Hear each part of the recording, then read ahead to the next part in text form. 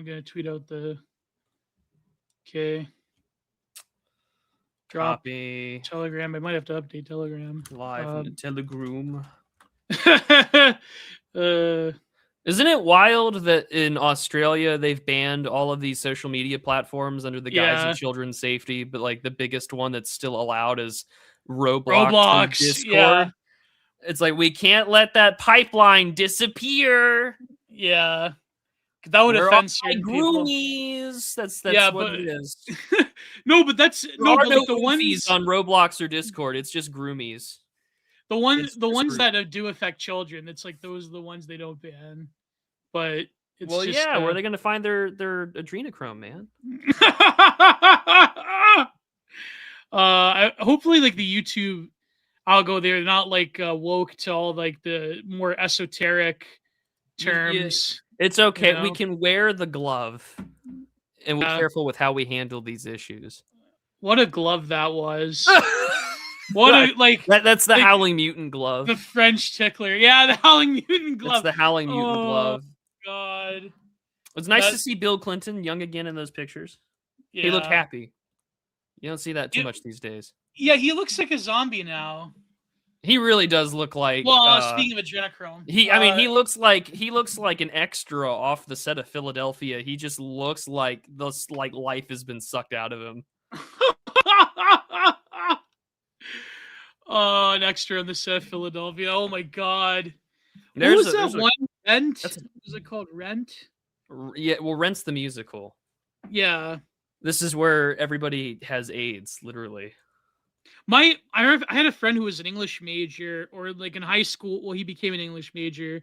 But it's like he was in a play in high school that they did. That was, I think it was they did Rent in high school. Yeah, that's sad. I know. Well, someone was saying the Kalos thing like it's an old shit post. I wouldn't believe it. Be surprised. Yeah. If someone is actually dead, I don't tend to comment on it like that. But I mean, when a famous shit poster account does a tweet 24 hours ago that says my chest hurts, and then someone's like, hey, this is so-and-so's brother here, he's dead. I'm going to give it a week's time before. Yeah, before it's any confirmation. I assume he did pass away. Yeah. I mean, I know that's terrible to suggest, but I mean, when it's a funny shitpost account that a lot of people consider to be a quote unquote Twitter institution, I'm gonna wait a while before I assume he's gone. Yeah, of course. Out of an abundance of caution and not getting rug pulled on a dead poster bit, which I don't know too many people have done that, so I would pray that that this isn't done just to give everyone a yank on their chain. Not that I want him to be dead either. It's just no one wins in the situation. Yeah, that's what I mean. I think he just did that for like a Christmas break, and then he's going to come back January 1st. Hopefully. One can hope. Trust but verify. I mean, this would be, or if you're afraid you get doxxed, this would also be a good way to peace out. Yeah. I like the Borzoi method where he like pretended to be a Chinese man. He like tried to sow disinformation by pretending to be a Chinese man. Not a bad way to go about it. Not a bad way. In the same way Mystery Grove is, an Asian woman who loves Shake Shack that's also a Mossad agent. Like the story's never straight enough for you to know that it's like probably just a well-to-do white guy who's got money. Or like Gravantis is a black woman. That's still my favorite. And then Gravantis has his own YouTube channel and he showed his face and I was like, the bit's ruined. I literally DM'd him when he had shown it because he had done all this work putting out a book about all of the writings of Saint Sebastian of Jackson in San Francisco. Yeah, no, it's great. It's called The Beacon from the Bay. It's a really good text. And it's a collection of Saint Sebastian's writings. But he put out there and he's like, hi, like I'm Joshua, this is who I am. And I'm like, this isn't a black woman. Like for the first time, I think ever, I had been disappointed that someone was not that someone was white. That was the first question Lev asked him on BTR. It was like, I thought you were a black woman. I thought you were a black woman. Oh, is that true? C.A. Bond is going to come back with a new book. Gondola, is that true? Oh man, if that's the Put in. case, I'm buy it.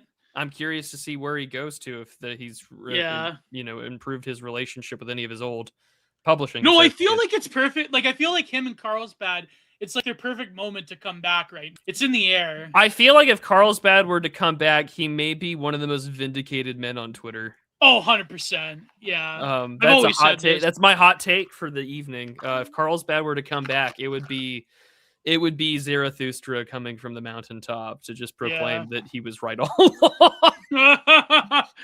What the hell is Expedition 33 Awards? Expedition. Oh, yesterday was the Game Awards. Is that the one with the Tourette's girl? I think so. I have not played Expedition 33. I have not played a lot of new games lately. So hey, Valve fans, how does it feel to get Nothing Ever Happens Again? How does it feel to run out of hopium? I know you were talking about this in the chat. So there has been a lot of like schizo posting that Valve was supposed to announce. And this is not, again, no one had announced that something was going to be announced at the Game Awards. Valve is like Valve is the team with the biggest dick in this industry because everyone pays them 30% for their games to be on Steam. They're not going to pay $3 to $10 million to go make an announcement at the Game Awards when they can do their own announcement and get more. Does Gabe publicity. Newell still run Valve? Yes, Gabe Newell still runs Valve, and he's got a yacht, makes billions of dollars. He's richer than any guy that I can think of outside of Elon Musk. And so, anyways, there's this unannounced but kind of publicly known secret of like HLX being a thing. And I have watched for the last week. I'm not a Redditor by any way or stretch of the imagination, but I have been on r/Half-Life for the last week. And if you thought the 2020 election schizo posting was wild, you should check out the last week of r/Half-Life and the absolute schizo babble that has been coming out of there. And all of the hopium memes. If you thought hopium was a thing with releasing the Kraken in 2020, go to the Half-Life subreddit. That was really entertaining. The only good thing I saw that came out of the Game Awards was that we are getting another Ace Combat game, Ace Combat 8, Wings of Thief. I'm really excited for that. That's going to be good. And I know Yassine paid me to talk about Ace Combat, so I'll be recording some stuff to make sure that comes out soon. But I was excited for that. And you were asking me how much am I going to pay for it, and I'm like, well, probably like $60 when it comes out, because it's the usual price for games. But for Ace Combat, another skin. Well, yeah, there's always skins or various planes that they'll add in as DLC, and I usually don't do that unless I really want something. But even then, I never really do. So I mean, like, I'm not too worried. And like, I think you had joked earlier, it's like that's kind of Ace Combat is just sort of like it's definitely Japanese and white people playing that, probably Russians too, but it's definitely its own niche. No, because I said like the skin is going to come with like a micro skate park on the side of it. There's no Nicki Minaj combat skin for Ace Combat. No this is not Call of Duty. Yeah, there's. I mean, do Hispanic teenagers play Ace Combat? I don't know. Maybe. I don't think so. Maybe. No, probably not. But that was like those Call of Duty skins. Like they were. Well, I mean, this is just the consequence of. It's funny. There was this joke. All like 10, 15 years ago, the most Reddit thing ever you could say was like PC Master Race, and it's just like, well, like I guess like well-to-do people can sort of afford to gaming PCs. It's more affordable than ever, unless you're trying to buy RAM.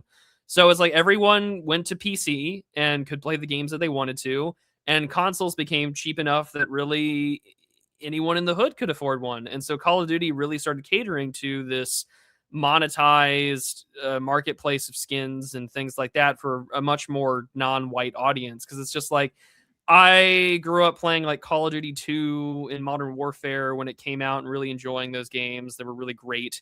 And it's like, I can't imagine the same 2009 Modern Warfare 2 inward dropping lobby being able to take themselves seriously or even stay unbanned in chat if they were to like kill and teabag someone who's got a Nicki Minaj skin on while they're, trying to do 360 no scopes on Rust 1v1. Like, I can't imagine that one. You can't. Apparently, Nicki Minaj is a Trump supporter now.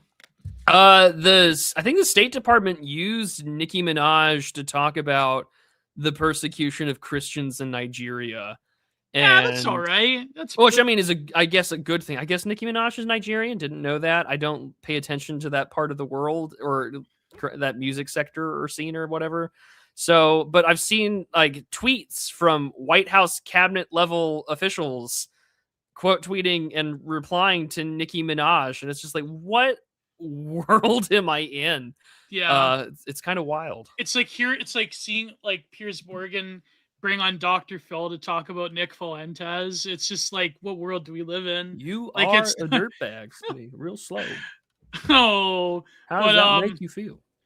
I don't really have anything nice to say about Dr. Phil. I don't.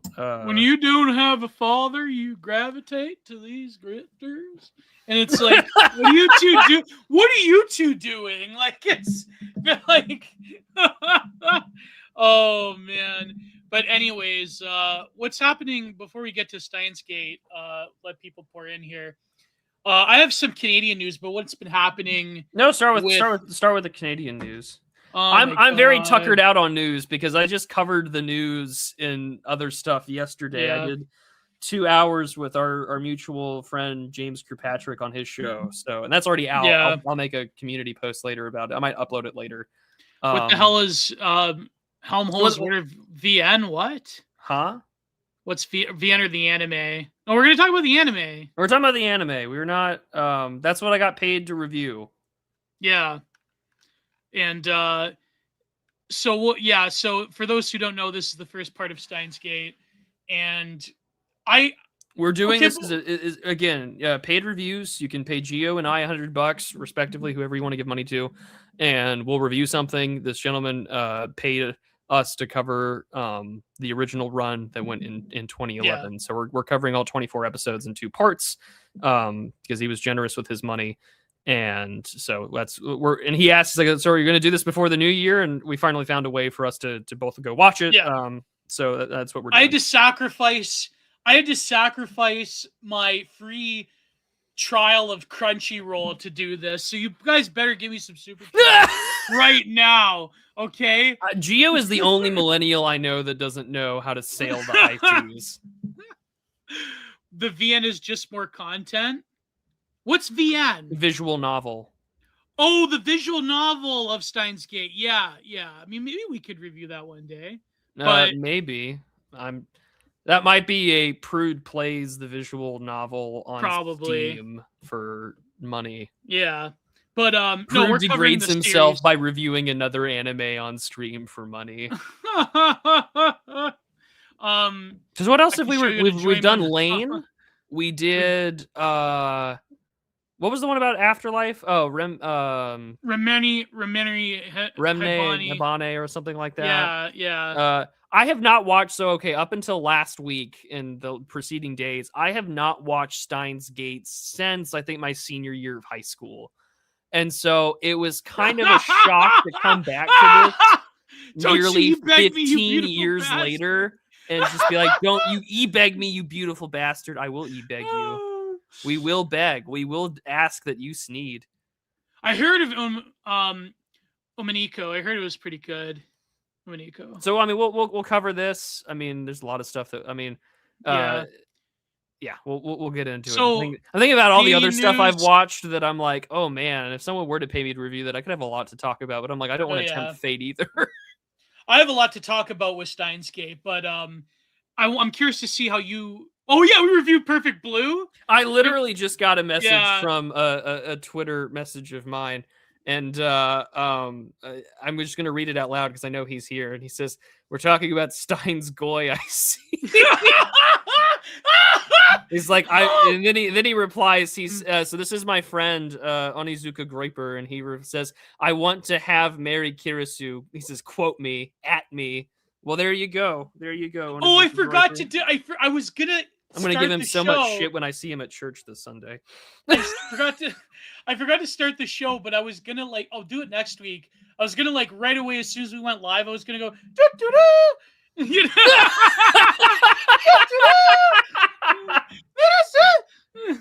We need. I'm reviewed determined. Lane, that I kept we saying, need. "Odyssey!" We need a soundboard. That's the next Yeah. thing I want to integrate into the show is the soundboard. That was the best when we reviewed Lane. I kept going, Odyssey! that was amazing. Oh my god. Another anime with a perfectly sweet and innocent, like she's the sort of maiden archetype that must be protected at all costs. Another one of those. I think you're enjoying genre. this too much already. I like Daru. I strongly identify with Daru. I'm not surprised in the absolute slightest. Oh my god. The best was the second episode. They kept calling each other perverts. That was funny. But no, so anyways, Canadian I feel news, like 18-year-old me would have been like, yeah, that was so cool. It's literally me. And now I'm like, I don't know how I feel about any of this. Oh my god. So the Liberals might be in for a majority by hook, well, mostly by crook. Well, because this is because a Hong Kong-born national politician crossed the aisle. You know what's funny is that the historic leader of the NDP, the New Democrats, Jack Layton, who basically gained the party as the loyal opposition before he died of cancer, unfortunately. He had this great idea that because this happened under Mulrooney's time and under Chrétien's time, there was a bunch of lane crossings. He had an idea where if a politician were to cross the aisle to the other party, that should immediately trigger a by-election in their riding. And but we know why that doesn't happen, because that would obviously kick them out of their seat, because the people that just not even a year prior voted for this Mike Ma guy, his name is literally Michael Ma, by the way. I'm not joking. Wow, talk about harassment architecture. Yeah, exactly. Yeah. Nobody in his riding really wanted him to cross the aisle, and he was pretty vocal against the Carney budget, but now he's going to go and cross the aisle and vote for the budget he promised his constituents to fight. And I find it also funny. There's not really a lot you can say. There's some people, some Canadian like voices online that are saying that there might be another round of like aisle crossings in the new year the other way. I mean, maybe that's just cope.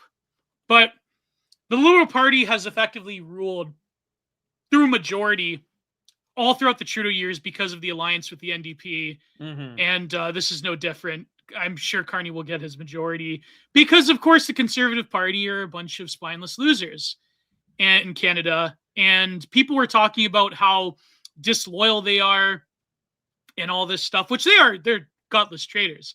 But loyal, as I always say politically, like, I guess I'm putting my, reactionary hat on. Loyal to what?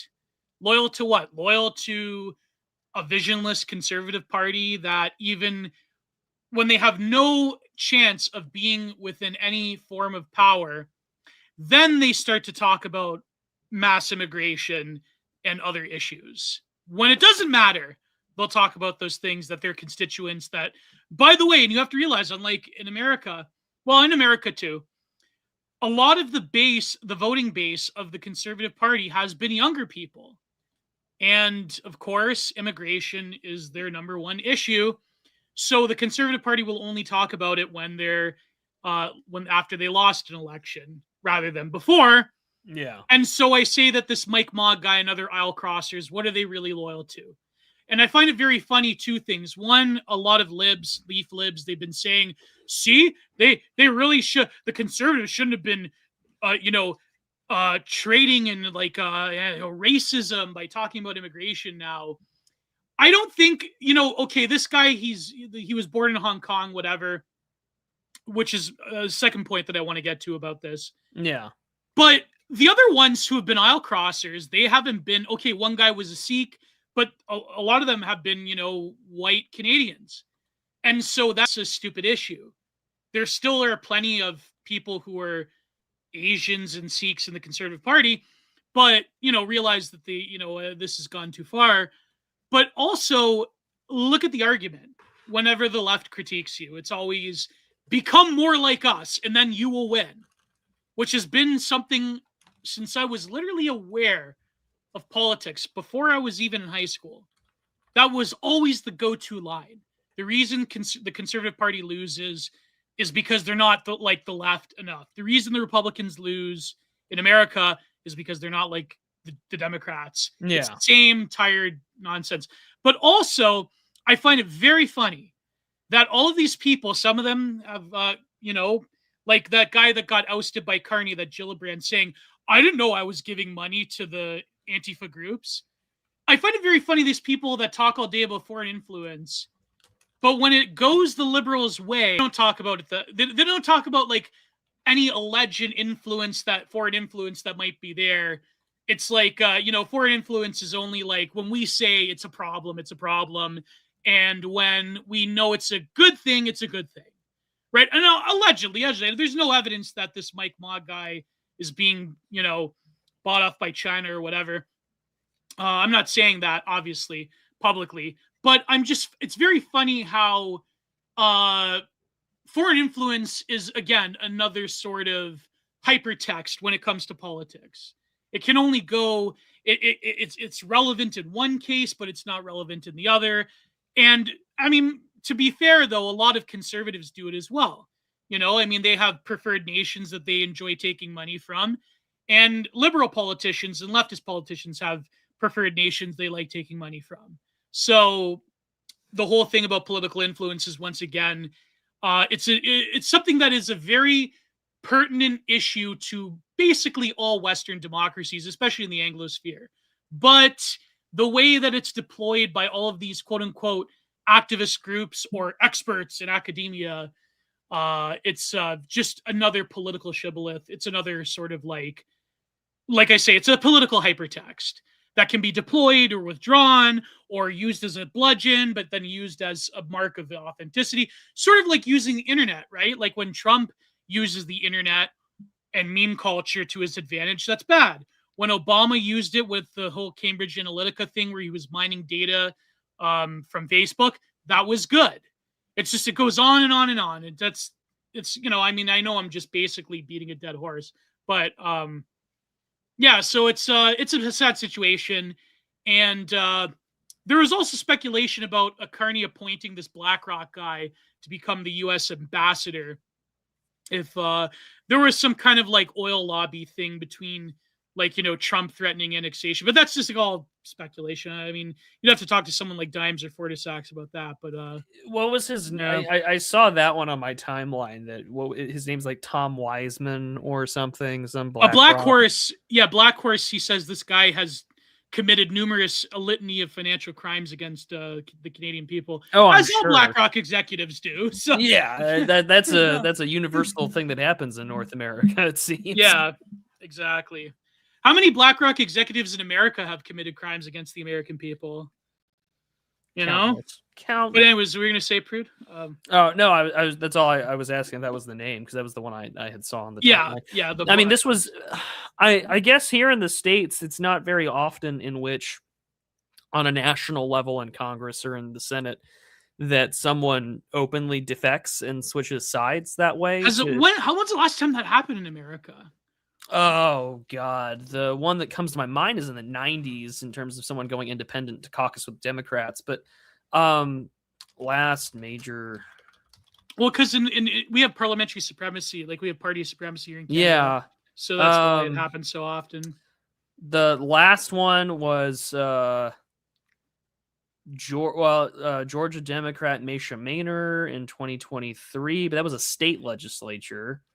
Was Ross Perot a Republican at one point? Ross Perot ran as an independent, but he was always an independent? When he ran for president, he was, but I'm sure that he's donated to both conservative and liberal causes. I don't know. The most recent one, in terms of in the actual Congress, was Rodney Alexander from the Louisiana 5th District in 2004. Technically Justin Amash, because he went from Republican to independent and then to being an official libertarian. I'm thinking of Barry Goldwater. Wasn't Barry Goldwater Republican, then he became an independent? No, Barry Goldwater stayed as a Republican senator from Arizona until like the day he died. But he was like a libertarian type. He was, yes. Yeah, they called them Goldwater Republicans. I remember. Yes. Yeah. Yeah, that is the most recent one I can think of. I mean, there was Paul Mitchell in 2020. Switched parties during the lame duck session right before he retired, though. Nothing that was like super major. No, there's been a lot of major ones in Canada, like during which the is, I mean, years. we just don't see that in the U.S. as much because your party loyalty is so determined on your on how you can stay financially relevant in terms of fundraising, but also because of your committee assignments and your power. Exactly. Yeah. No, but also there was that very prolific one. I remember the Western Standard, when Ezra Levant ran it, they called him a turncoat, and he had like the hockey jersey that was like the Liberal Party on the inside. But there was that one with what's her name? Like she was dating that guy who was a conservative, then they both defected. It was like this affair thing. I forget. This was like ancient. Was Canadian this in Canada? lore. This was in Canada. Yeah. They were like having an affair, and they both switched parties to the Liberals. I think this was during Chrétien's years, but it was during the Harper government, I think. Anyways, what other news is there, Prue? People like we didn't this week.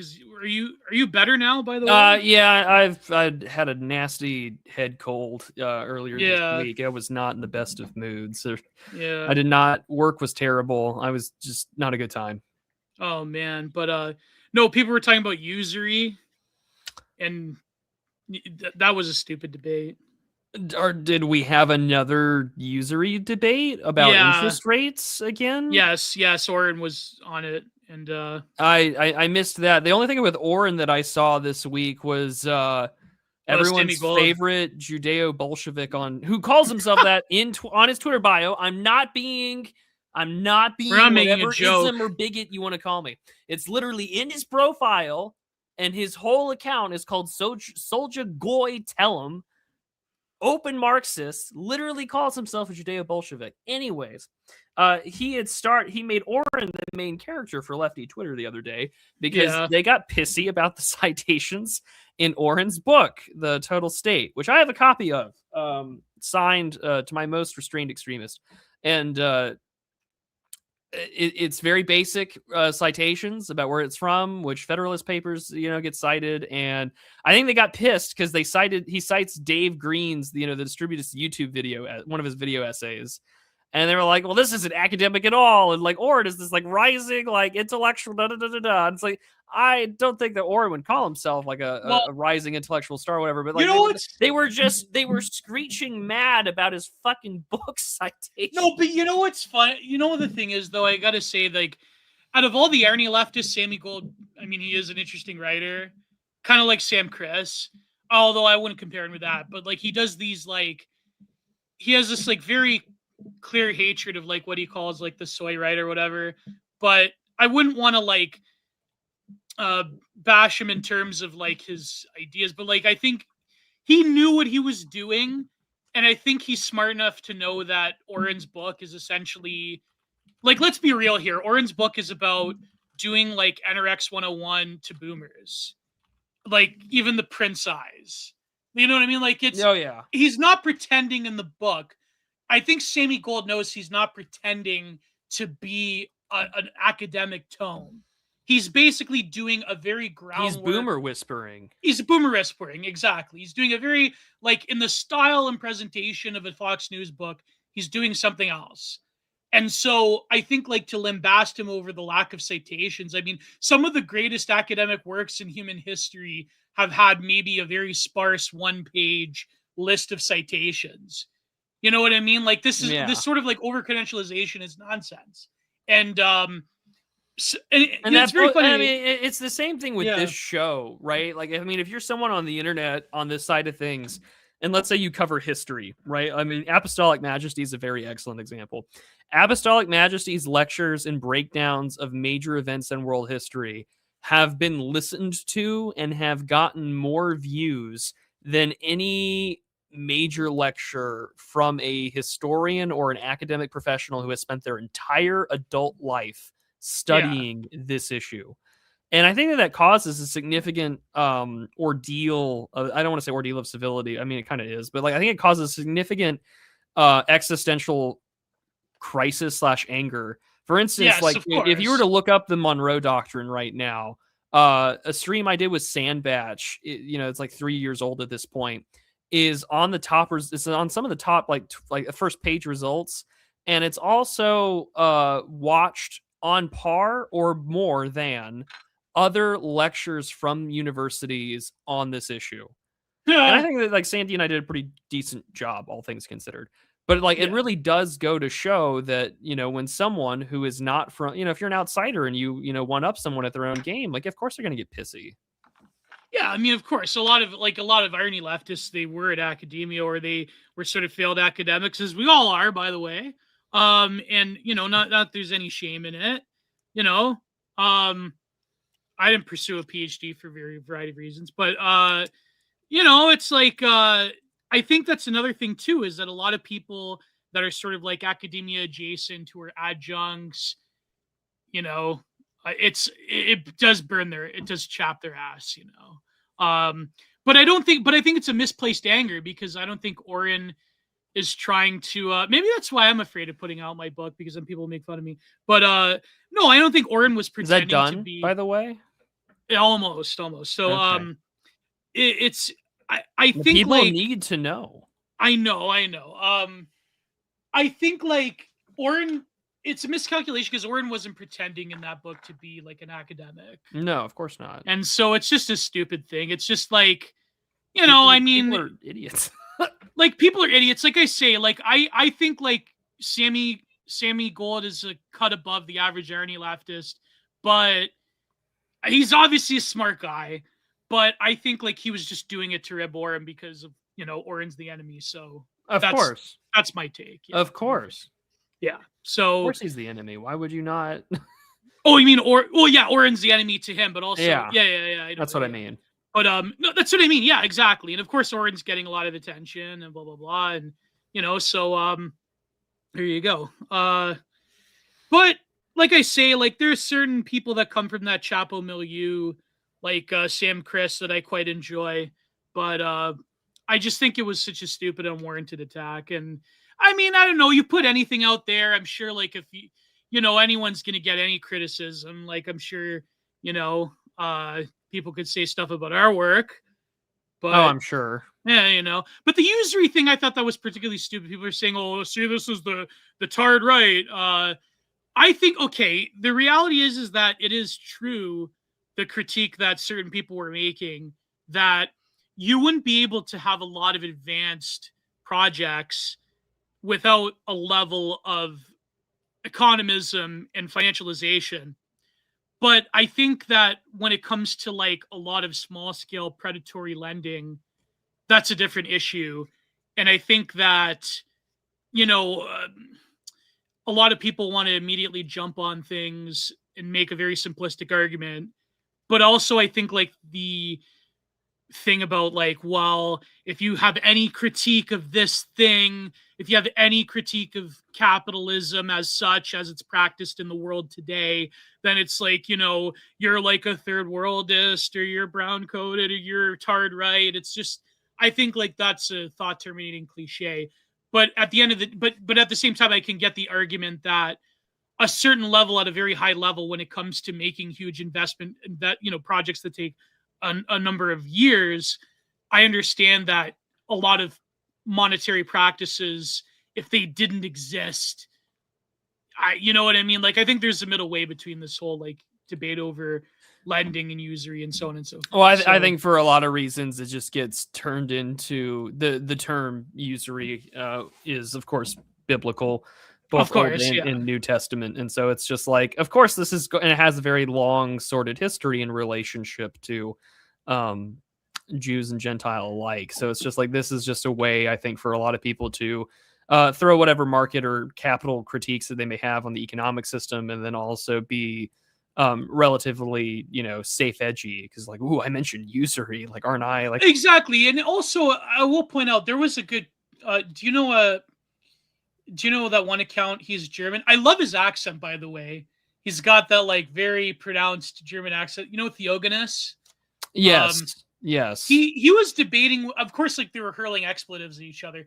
But I think he was debating. It was like with Borzoy or someone else from certain podcast network.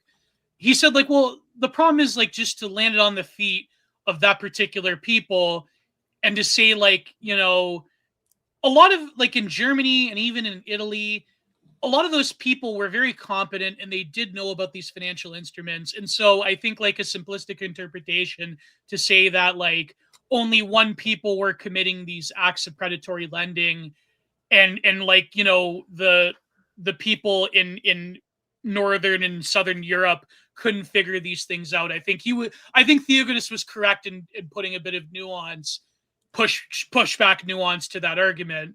But I do think, but you are right. Like it is a sort of like safe edgy thing to call it usury and do that. But at the same time, like a lot of the church fathers, they did have a very reasoned and enunciated critique of those predatory financial lending instruments. And so, yeah, I think like there's a lot of nuance when it comes to the history of the church and the history of the political economy of Europe at the time. But I think it becomes memeified and then people use these terms to be edgy or whatever, and you have to look at the actual history of it. But it's funny because, like, the Theogonus and I forget who it was he was debating with was a particular, both these characters I respect and so on and so forth, and I think they're both brilliant. But I think, yeah, to have a bit of a nuance when it comes to this.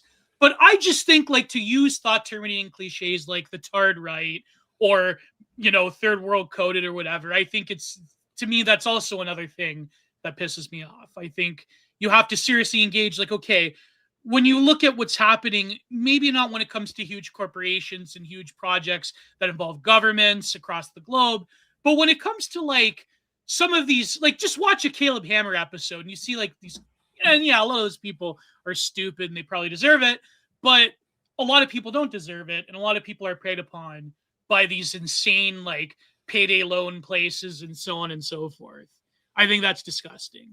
But anyway, what do you think of the whole thing, Prude? I think that a lot of the times that, how do I frame this? I want to pick my words carefully. I think that it is abundantly clear that the state of the economy has turned into the financialization of everything.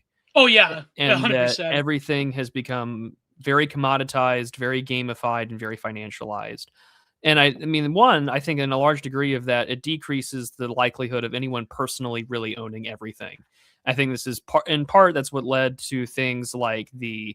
Here you go, gambling. Sports betting. Gambling is another thing, and I very much am disappointed in the Trump administration announcing that they're not going to have gambling earnings taxed as much. I'm sorry, that's basically subsidizing Gomorrah to me. I disagree with that wholeheartedly. If anything, gambling winnings should be taxed higher because in states where gambling is legalized, it is a great way for political operatives to launder money. There's no way in hell on J.B. Pritzker's taxes that he won millions of dollars in quote unquote gambling winnings. Fuck off. I know that isn't true. But secondly, it's also made hockey on watching. Well, it's made watching any sport. I mean, for those who give a shit football, about that's how bad football must be. I don't watch football. I don't watch football either. But when I do visit on Sundays after liturgy, my fiance and I, we go visit my parents. We usually have dinner and things like that, and we hang out. And usually, my parents are diehard Green Bay Packers fans, and they have been for years. My father's side of the family's from Wisconsin. It's just kind of part of the blood. And so, usually, football is playing because it's Sunday afternoon, and it is insane the number of advertisements. There are even pregame talk shows that are sponsored by DraftKings and other gambling institutions. Do they got the betting app logos on the field too? Like as no, I don't know if they're on the field, but like they're clearly major sponsors, and you can see it when they do all the like. Here's all the other games going on, and then it's like here are all your like stats for these players presented by DraftKings. Yeah, exactly. And it's just like and I mean it makes me really lose my cool. because all of this it's the same thing with like boomers and gambling. Like you see all those photos of just them like tapping away, hoping somehow that they'll win their money, and they're spending God knows how much. It's the same thing with gambling, and it's the same thing where you can get loans or advances, and they encourage you to do it in the same way that, you know, that they always would warn you about, like smoking. You know, it's like it's the third or fourth one that really gets you hooked, because they'll offer a lot of stuff up front for free. And I find that stuff absolutely disgusting. And I'm not one who I never got the appeal of gambling, you know, like there are casinos like that's a day trip for me. If I wanted to go to like Oklahoma, when I lived in El Paso, I didn't live too far from Sunland Park Racetrack and Casino. I never got the appeal of gambling. Me neither. I don't get the rush. Like I live next to a city that's like built on gambling, built on casinos. I don't get the appeal in the same way. I guess I don't. I also don't get the strip club appeal, but I mean, I'm sure that someone might call me out for that one, but I don't get the appeal. And so when people use that phrase like when it's something's usurious or something is like implementing usury, one, I think in a lot of ways, I think that it is I think that they're trying to appeal to, you know, how bad the economic conditions are, to maybe say more Christian, or trying to get pastoral, or, you know, a certain religious faction's attention. Two, I think it is a way to sort of call out, and some could call it's a canard or whatever. But I think to some degree it is very obvious to say that, like, hey, things are not healthy economically when I'm paying we have a whole system of buy now, pay later.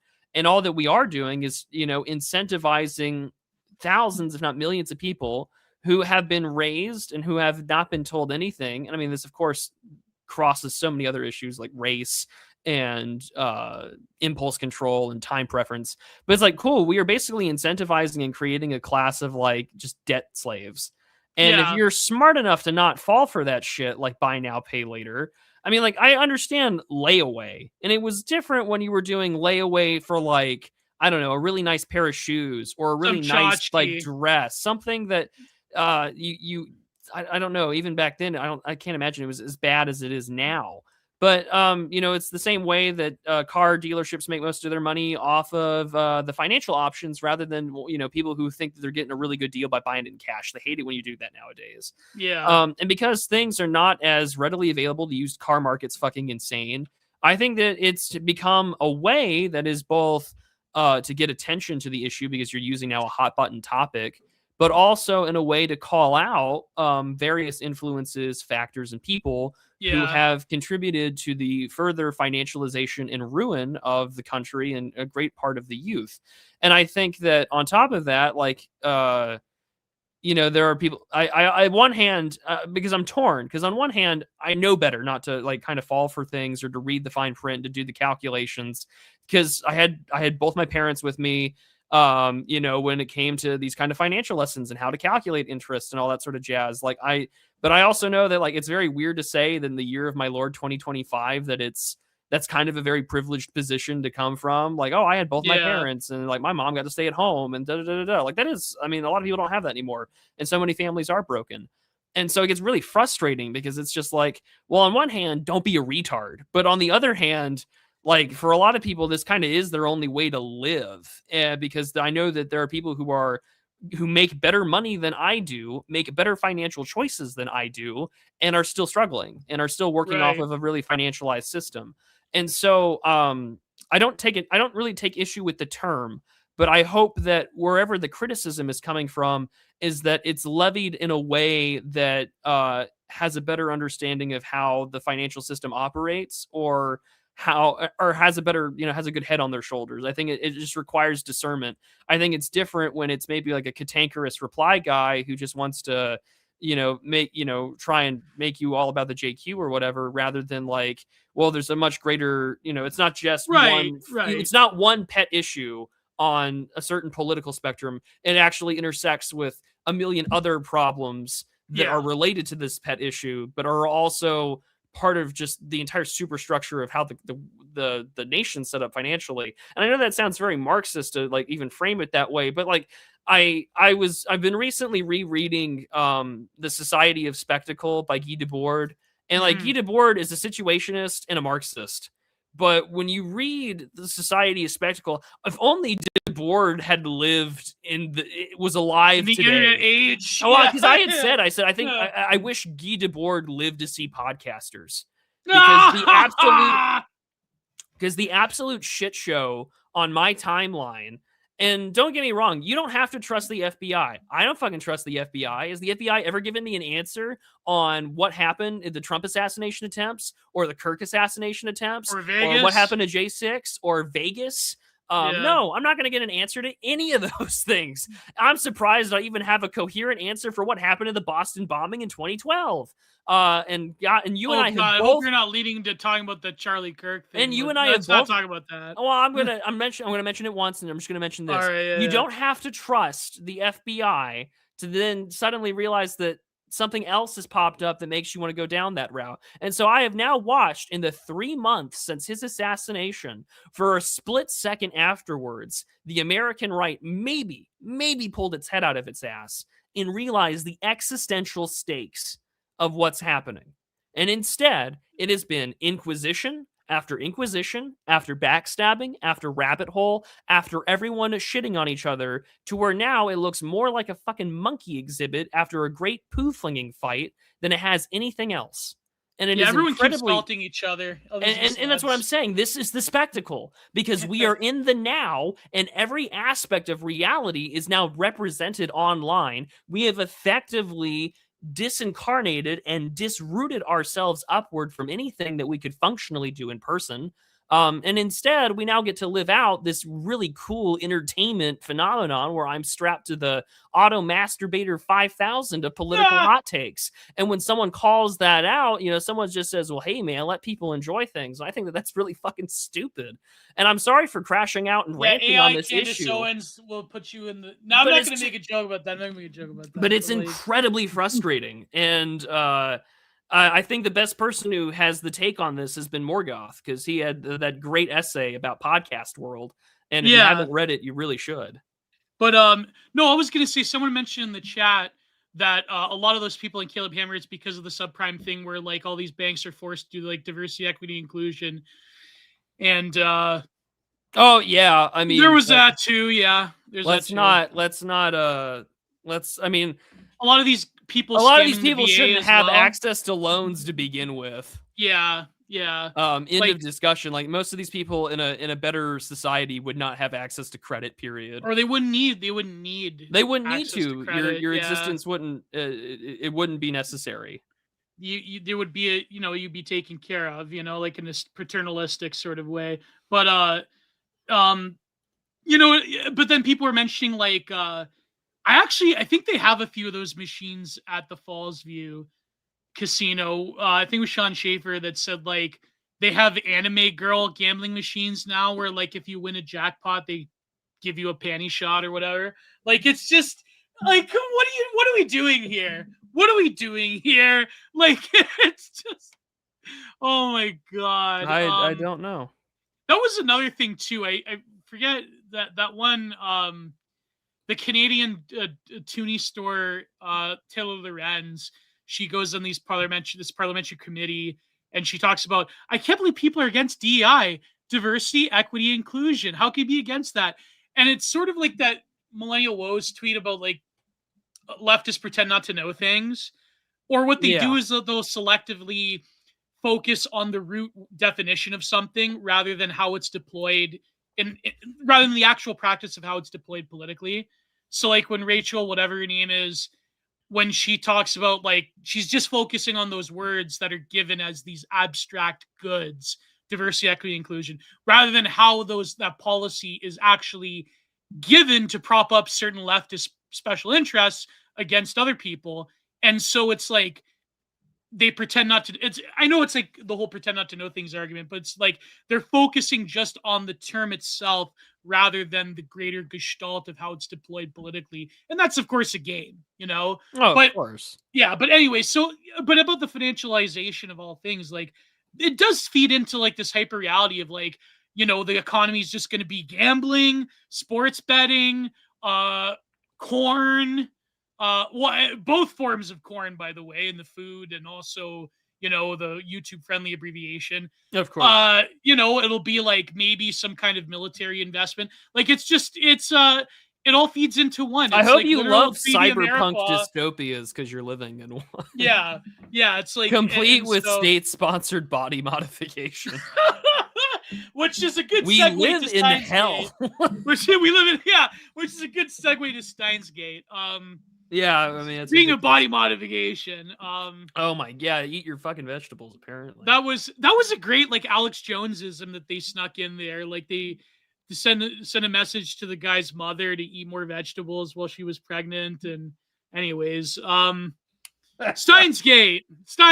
So I actually really love this series. I know some people were saying it was mid or was overrated, but I think if you go on, I think depending on where you go for your top 10 list, this is usually in a lot of people's top 10. Top 10s, yeah. And I really liked how ambitious it was. I liked how it crossed over into things like Norse mythology, but also modern internet mythology, such as John Titor. And Prude, you watched this. How did you watch this when you were So I watched this Turner Broadcasting Network, or what was it? Oh god, I don't know. I've been using the same BitTorrent client since I was in high school. He's not my uncle anymore because he got divorced because he's a cheating bastard. But like the one uncle I was close to growing up, because I mean I grew up living overseas and stuff. So whenever I visited family, it was always hard to make bonds with people you didn't really know all that much. But my uncle at the time had shown me how to do just sail the high seas, so to speak, on YouTube. And you had a cool uncle that torrented? I had the cool uncle that torrented and liked video games. That was like, sorry to interrupt you, but I have a story like that. Go. My aunt was dating this guy when I was a little kid, and he was like a total internet nerd. He was like Daru. In this series, and he like showed me stuff on the internet, like my first time ever saw the dancing baby thing, the GIF. Do you remember Screen Destroyer, where like that X-Men character would come and like you could hammer your screen? Yes. Like he showed me that. Like it was insane. The guy was a great guy, but then I think they broke up because like I don't know. But anyways, you always have that cool uncle who's like an internet nerd, and hopefully in the chat you can all become the cool uncle that shows your nieces and nephews, the cool father. Hopefully, but like, you could show your nieces and nephews or your children cool stuff on the internet too. So, but anyways, Prue, go ahead. Your cool uncle that showed you how to torrent. Yeah. So, anyways, later on in high school, I would, do the same thing and install it on a new computer or whatever, use a VPN, etc. Which kills me that you're a millennial that doesn't know how to torrent things. I always find it funny. But anyway, so I watched it in high school. I want to say my senior year. I think everyone has sort of like an anime phase at that time. I was a guy who did long distance running, but I was also like debate, academics, UIL kind of stuff. And, I watched it at the time because someone told me that it was a really good... What a beautiful 5-6 years that was when having a computer and using the internet was considered hot by women. Now women are on the internet. Women are on the internet. Now it's ruined, I wish we could live in a world like Steins Gate where there are attractive women, unlike the real world where we have liberals. What's funny is the eternal meme. What's the main character, Kameni, or what does he like to be called? Oh fuck me. I just go with his name. Like every attractive woman in this series wants to jump his bones, but he's like too much of his berg. He's in love. He's like there's this. Okay, so my pause. Yeah. So I watched this in high school. I enjoyed it in the same way that I enjoyed like watching Cowboy Bebop or Blue Gender or some other mecha anime at the time. And I mean I still do if someone recommends it to me. And the show has been a vehicle in which I go rewatch or I watch new anime for the first. Like I said, this is if not someone wants to pay us to. This is not something I watch regularly unless you pay us money to do it. Wink, wink, cough, cough. But so to go back to it now, on the eve of our respective birthdays, it was kind of weird. It's like, wow, it's been like 10, nearly 15 years since I've seen this. Like, let's go, tune in and watch it. And this is definitely it's a weeb's weeb. I felt kind of out, like, okay, for those of you who are Venture Brother fans, Venture Brothers does a very good job at throwing a million different references at your head, and if you don't know them, it's not going to explain it to you. It is a show for nerds by nerds. Steins Gate, at least for the anime, is a show for weebs by weebs and otakus. Like, it's what it is. And Huan Coma, yeah, that's what I meant. Huan, yeah. Yeah. Because he always thinks that someone's after him or he's being watched.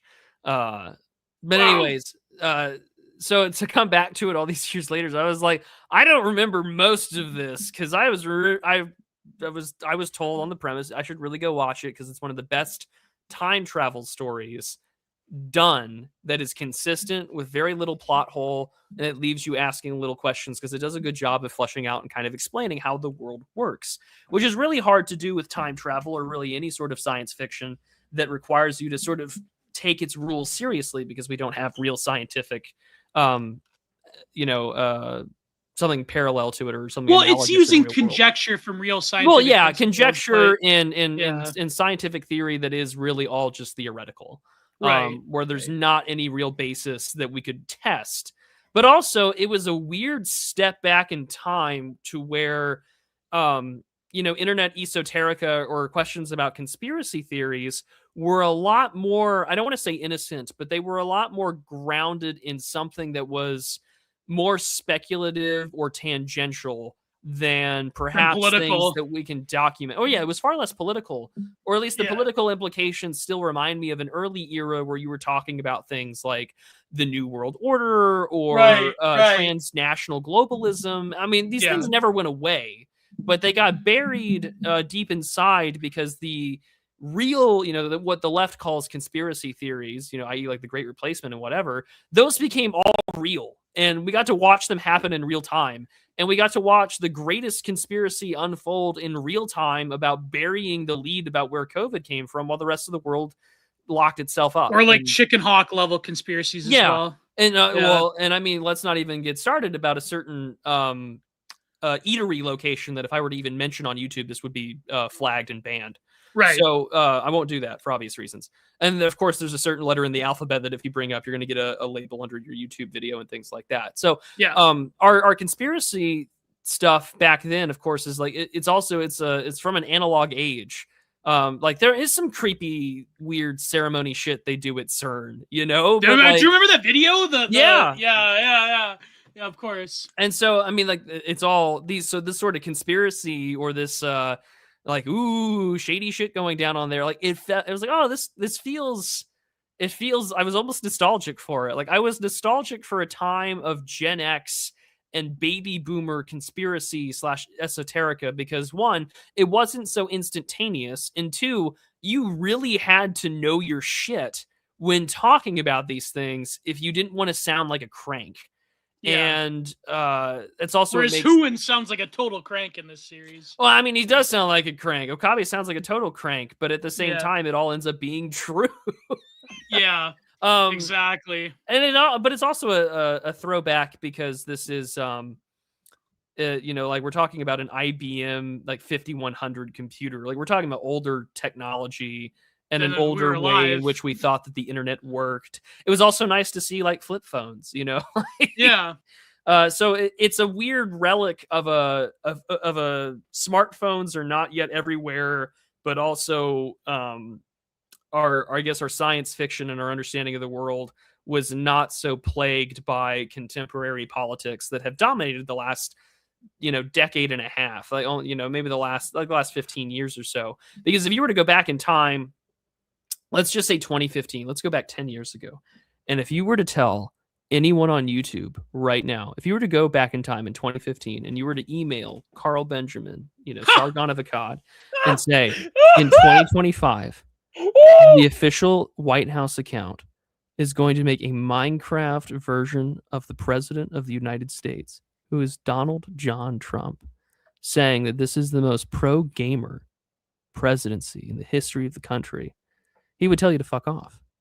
But now, in 2025, Carl Benjamin has won. They're shout out to my good friend. I'll probably bring him on Content Minded one day because he's a great writer about Buddhism. Shout out to my friend Jingoku Cake who tweeted out, I believe it got some numbers too, a picture of Carl Benjamin with a cigar that said history bends towards Gamergate 2. So I saw that. yeah. I think I posted love the Jingoku same Cake. He's image in the great. replies to the White House. Yeah. I'm not gonna say that, Sex Freakman. Oh my god. We love Sex Freakman. We love sex. How do you say? Someone said in the chat how you say it. Huin Kayuma. That sounds like like that's the announcer for like New Japan Pro Wrestling. It's like that's a wrestler's name, like Kayama. And they put the streamers. You ever see them do the regarding streamers? our Canadian discussion earlier, our friend the Laughing Man who runs Sunflower Society. We love John Sunflower, by the way. He's our favorite weeb. He says, the guy who crossed the floor of Chinese descent met with the CCP diplomat the day before he crossed the floor. Could it be any more obvious? Is that true? I believe it. Oh, allegedly. So, he was a China boy in a China world. Can I make it any more obvious? Oh my god! But like I say though, it doesn't make a hill of a beans difference because effectively the Liberals have been ruling with majority by crook for the past 10 years almost. So yeah, what's funny is that the Trudeau era, the Liberal Party era, is the same time frame as the Austin Matthews era of the Toronto Maple Leafs. So I wonder, maybe the Are you hoping that once this era of politics ends, something might be good for the Toronto Maple Leafs? Yes. Am I strange? Like I'm connecting. I'm reading the Akashic records, and as soon as the Liberal Party goes out of power, the Toronto Maple Leafs are gonna win the cup.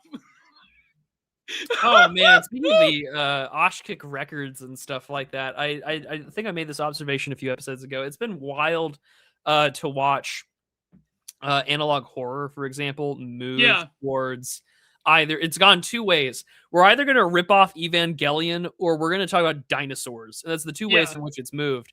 And Midwest Angelica, not aliens anymore.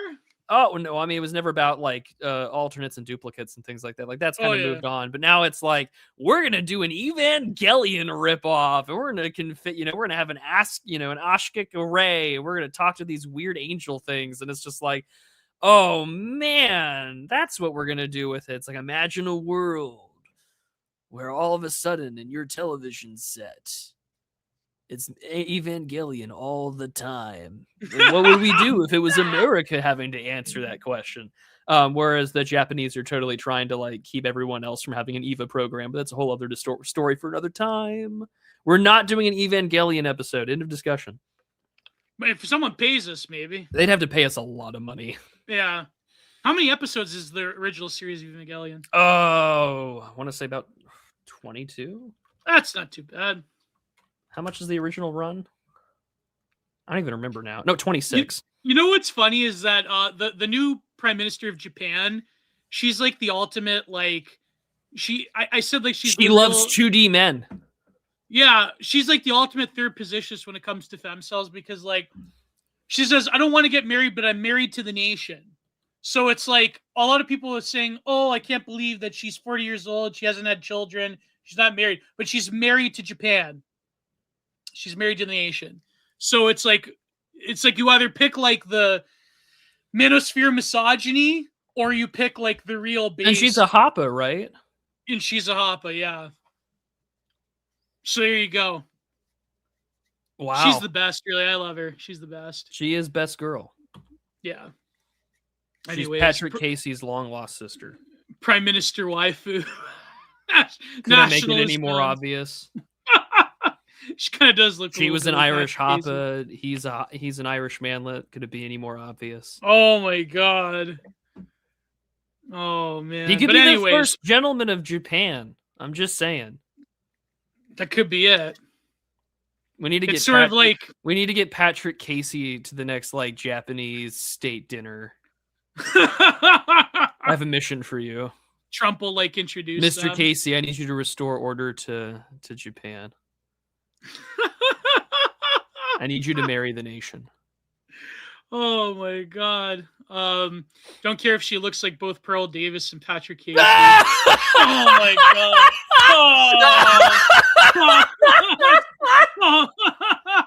Oh, it's brutal. Oh, it's so good. That's so good. That's so good. She's all right. She's good looking. I like her. She's 40. I'm not like that makes her like 25 in politician years. No, but she's like a kid in politician years. Yeah. That's like that term for architects that are like the age of 40. They call them a kid. Of course, a kid's 40 years old when you're an architect. So it's like in politics, it's like 40 years old. You're basically a teenager at 40 years old in politics. So unless unless it's America, then yeah. Who's been the youngest politician in America? Do you mean president or do you just mean in general? Politician in general. Well, it would probably have to be like 25 or 26 because that's the youngest you can run for Congress. Oh, okay, yeah. And Didn't you see Mamdani's the youngest mayor of New York? I wouldn't surprise me because Mamdani is what, under 35, under 40 at least. He's like almost. I think he's like my age. So he's like 33, 35. Yeah. I'm like, just gonna look it up. He is 34 or about 34 years. Oh my god, he's almost my age. Born October 18th, 1991. That's a scary thought. Yeah, like someone almost my age is the mayor of the largest city in America. So, I mean, sorry, not the most like not the largest, but certainly like the most. Well, I mean that's debate. I think Los Angeles. No, I think New York City is the most populous city in the U.S. and then it's Los Angeles. More than Los Angeles. I don't know the numbers anymore. This is not something I know off the top of my head most. I think it is L.A. or New York, one of the two most. They say that Dallas is actually like number 3 or 4 or 5 or something. I really hope. Well, it wouldn't surprise me. Yeah. So New York is 8.5 million. Los Angeles 3.9. Chicago 2.7. Houston 2.3. Oh, Houston's more. Dallas is 1.3. Whoa. Yeah. So there you go. That's great. So I was right. Yeah, New York is the largest city in America. Yeah, it is the largest city. It's also it's also the financial capital functionally basically the world. Yeah. Unless it's just unless you believe it's the city of London, but Well, I mean, London has its own thing going for it in terms of financial capital of the world. Financial capital, metals, and the foreign exchange. Like it's got its own. I mean, you could argue that there's major. I mean, I don't know how much that holds up since Brexit, but that's something to look into. Yeah. But anyway, Steins Gate. I really liked it. I think that so Prude, you watch this, so you lay out the basic nuts and bolts of Steins Gate, and then we'll get into the nitty gritty of it. Okay, so for the context of today, they're all 18 years old, by the way, and they're all like top level scientists that managed to beat CERN. That's incredible. I know it's a Japanese fantasy thing, but like. Well, listen, man, if you call yourself a mad scientist, you can Steins Gate, you can just do things. You just do things, really. That would be the way that I call it there. So anyways, for the sake of today, we are only talking about the original run in 2011. We are only talking about the 24 episodes that went on from April of 2011 to September of 2011. That's it. I'm not talking about the anime. I'm not talking about the series, the alternate version of episode 23, and we're not talking about Steins Gate Zero. We have not watched those. I'm not going to talk about them. So if there's things that we mentioned that have been totally recontextualized or have been mentioned in those things, we're not going to talk about them here. So just about the original run. But like I said, I got to watch this in high school. I thought it was pretty entertaining. I thought it was a really cool little character story / a little bit of romance, but also I really liked a good time travel story. So when I was younger, that kind of stuff was really all into my that was my shit, to say the least. So we have a lovely little time travel story. Where do I want to go with this? So Hunin is a mad scientist Yeah, Rintaro Okabe. So I'm just gonna call him Okabe for the rest of the conversation here. And he is our main character, and this is a man who does not know it, but eventually does come to know it because of his own actions.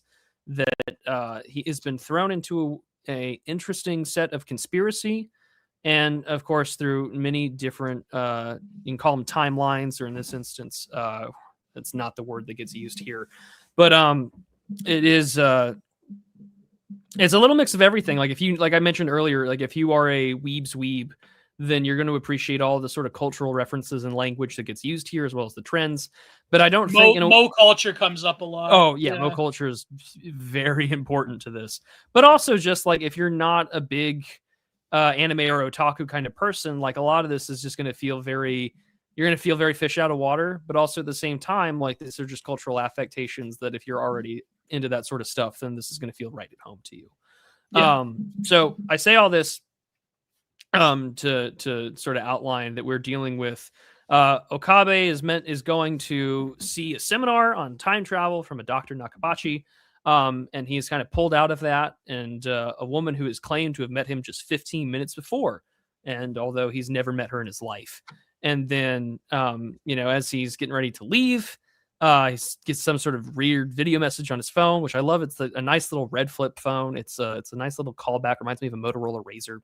And all of a sudden, he finds out that this woman, Kirisu, is lying in a pool of blood. She has been stabbed to death. And he's like, well, I got to go send a message to my friend. All of a sudden, something magically happens. We don't know really what in the first episode. And then all of a sudden, the building he was just in got hit by a satellite, and we're in a different point in time, but we don't really know what that means yet. Yeah. That's how I'm going to open it with, is just the first episode, which is the prologue to the beginning and the end, which is a very fitting once you've watched the whole thing. This is something that I think you get to really appreciate more after a second viewing. Yeah. But also I think, I know I'm kind of jumping ahead with this, but go for it. I don't care. Go wherever you want. The redhead, the scientist is what's her name? Mayuri, right? Mayuri? Yeah. Yeah. So no, but Okabe, he experiences a very noticeable, by the time you get to the middle of the series, he experiences a very noticeable change in personality, because like a lot of Japanese anime productions, it is a coming of age story. It is like the hero's journey more than anything. And that's why I think, but if you're a coast to coast fan, you're going to love the shit out of it. Yeah. As we've said, exactly. Yeah. As we've said many times on the show, a lot of anime can express that sort of archetypal hero's journey in ways that a lot of Western media tries to nowadays, but doesn't really, because you can't, because of course, like a lot of Western cartoons, the whole thing is very wordy. It's all about moral ambiguity, and everyone's either a terrible person or everyone has to be supremely good and politically correct, or it's not going to work. So, Makabe, he experiences a transformation where in the beginning of the series, he's this paranoiac, you could tell he's been watching too many reruns of 90s Coast to Coast AM, which is very pertinent to the whole plot. And he always thinks that every little thing and he basically has what me and Jeffrey Schollenberger talked about when we did that episode years ago on Francis E. Deck. He has a sort of technomania paranoia, where he intuits every action in his life as being a result of what he calls the CERN, he calls it the organization, which is the global conspiracy keeping time travel from the average normie and controlling the future. So, but very almost like Nickelandian, where they're manifesting the future into the past. Yes. And so he believes that hyperstition via Inception. Exactly. Through exactly. time. So he believes that every action he encounters in real life is the result of this global conspiracy. But then later in the series, when it dawns on everybody, on his group of friends, because really it's about a group of friends enjoying an adventure and trying to create a better future, while also finding love and friendship, which is like most anime. It's about family.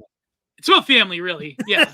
And so he becomes less paranoid ironically enough, paradoxically, when he realizes the conspiracy is actually true, and he comes of age and he becomes a mature, responsible adult that really cares about the people around him, and especially Kayumi, who he's trying to prevent from getting redacted by the organization.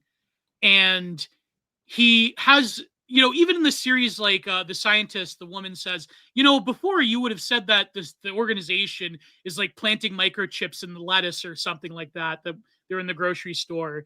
And he becomes so enamored by what's actually happening that he has this deep personality. You have to remember that all these characters are around the age of 18 years old, but they're doing like or younger, but they're doing Babies for Science time travel lab in this shitty apartment above a guy's store, the television store. Do you remember those television stores? Yep. Remember those? Remember Radio Shack? Remember Radio Shack? Yeah, remember Future Shop? I came across a few weeks ago a gift card someone gave me for Future Shop that I never used.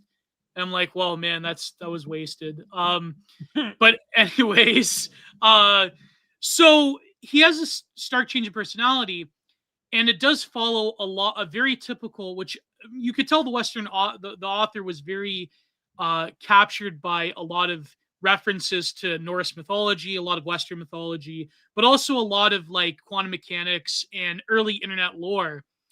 And so he mentions when he has this like Spurgoff to this physicist he's going to the lecture to hear, he talks about this guy on the internet called John Teeter that says something completely different, that time travel is actually real.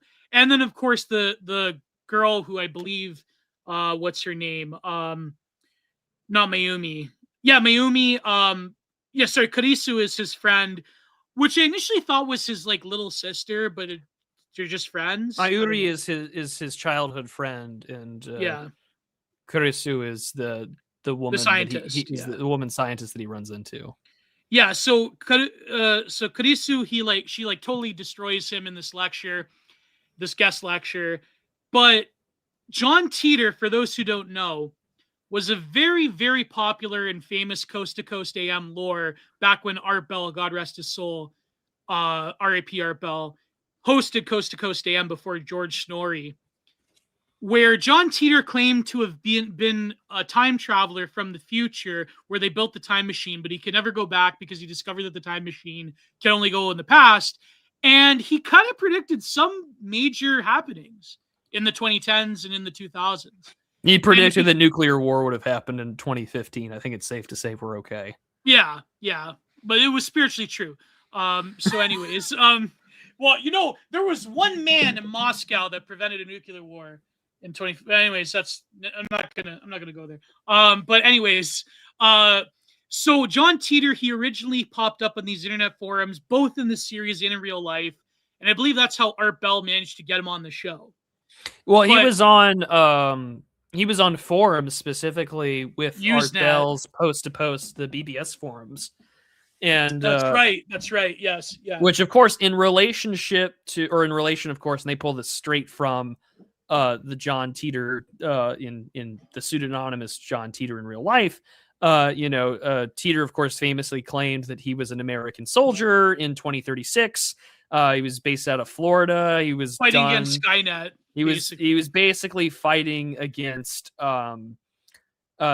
Basically, he needed to retrieve an IBM 5100, which is the same thing we're going to see throughout the show, because he needed it to debug various legacy computer problems, potentially in relation to the 2038 issue. And so, anyways, he said that this was his mission because he was related to the guy who made the 5100 or someone who was on the programming, and he was trying to prove it or whatnot. But anyways. He said that he was on stopover, and he thinks that all of a sudden he wants to be with family, and that he wants to do everything possible to warn about war, Kreutzfeldt Jacob, Mad Cow, and that time travel's real, and that we're not the only ones that have the capability to travel through time. Anyways, John Teeter plays a very large role throughout this story, as well as the MacGuffin kind of being in this world, in the world of Steins Gate, IBN 5100. Yeah. Because that is your way to access CERN and also to check on records, and also it'll be useful quite later when trying to communicate with Teeter and others and hacking into CERN itself. Yeah. But then, so they meet someone who, what's her name? The girl that's discovered to be Daru's like daughter. Sousa. No, not Sousa's the evil one. Is it Sousa? Or, you know what I'm talking about, right? The assistant?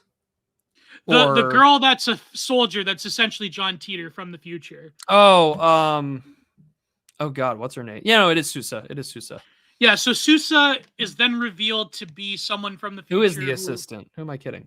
Sorry. Yeah, Daru's yeah. I watched this last week, forgive me. Yeah, I should know better. So then Sousa has to go back to the 1974, but then she does the stop off to see her father, who's then revealed to be Daru, the fat weeb pervert. And he's also a brilliant computer programmer who then is, spoiler alert, is the one that helped Hunin create the first time machine. And they become the leaders of the resistance in the future in 2036. But then then she befriends the guy who owns the television store, and then it's discovered initially that they can send things to the past. They sent this banana that then becomes this gel-like goo that they send to the past, and they call it the gel banana or something. And they discovered that there was a record of people that they discovered on this forum who had been sent back in time but came back as like gelled corpses. And then they could discover that they can send text messages to the past, what they call D-mail, which is like they had all these different names. And also there's a lot of these references to Norse mythology in terms of what Akabe calls all of these operations, Hunin, the mad scientist. And so then she goes back, and then he erases the memory with her because they have a great time together. So she could just go back to 1975, but she ends up not getting the computer. And where am I going with this?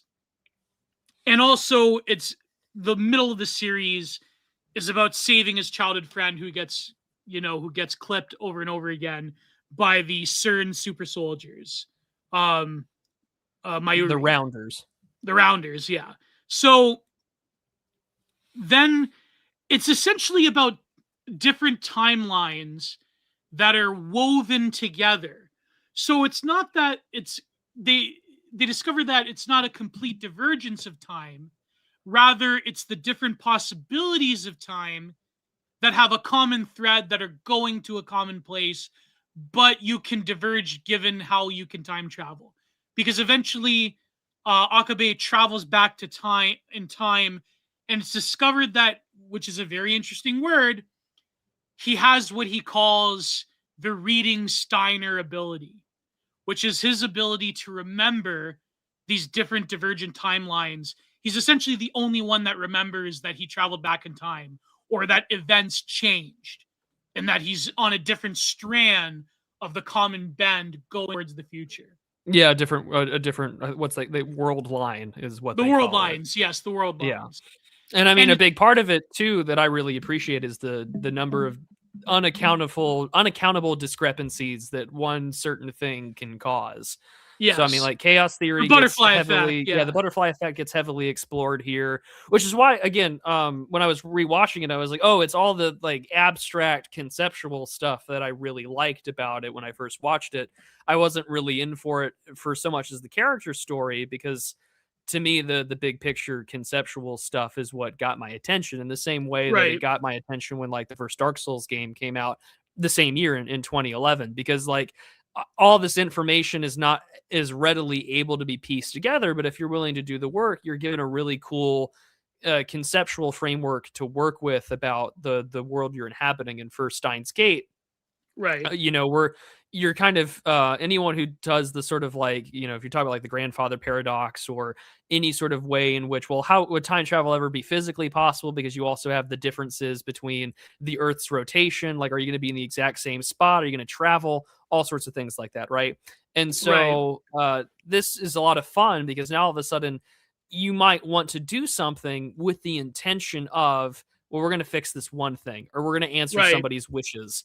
But then there are so many different discrepancies or, things the butterfly effect off of that one decision or that one change, that the world you fundamentally were hoping to fix or change is now totally unrecognizable. And Okabe is the only one who has that ability to remember things that have taken place in other world lines that the others in that world line don't remember or have no concept of even knowing happened.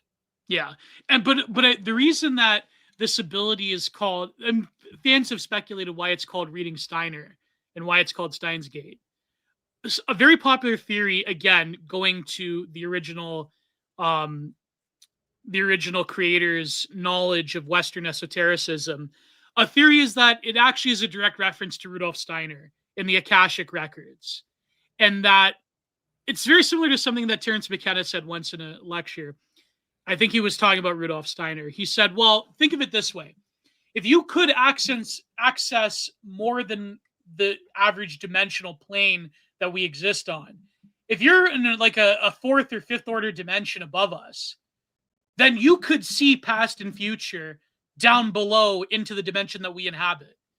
And so this is something that certain theorists that in the sort of Western esoteric tradition from the 19th century onwards, people that talk about Edgar Cayce and Rudolf Steiner, they theorize that, or even like that Laszlo guy, or even like Rupert Sheldrake, they theorize that if you could access this mythical Akashic record, that if you could essentially time travel, at least time travel in terms of your consciousness, because you would be on a different dimensional plane and you could see into our universe from above.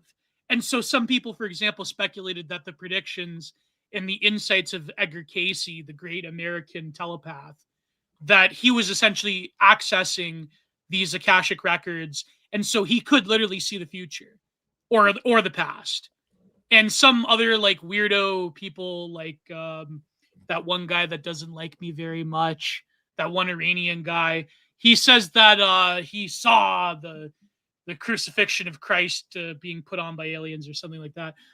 So no, but that's a weirdo example. But like certain people have theorized that if you were on a different dimensional plane, that it's very easy to look to the temporality of our dimensional plane that we inhabit, where time is very solidified. And no, not academic agent, the other Iranian, where time is very solidified and where temporality is limiting. So I think that is a good fan theory as to why they called this ability Reading Steiner.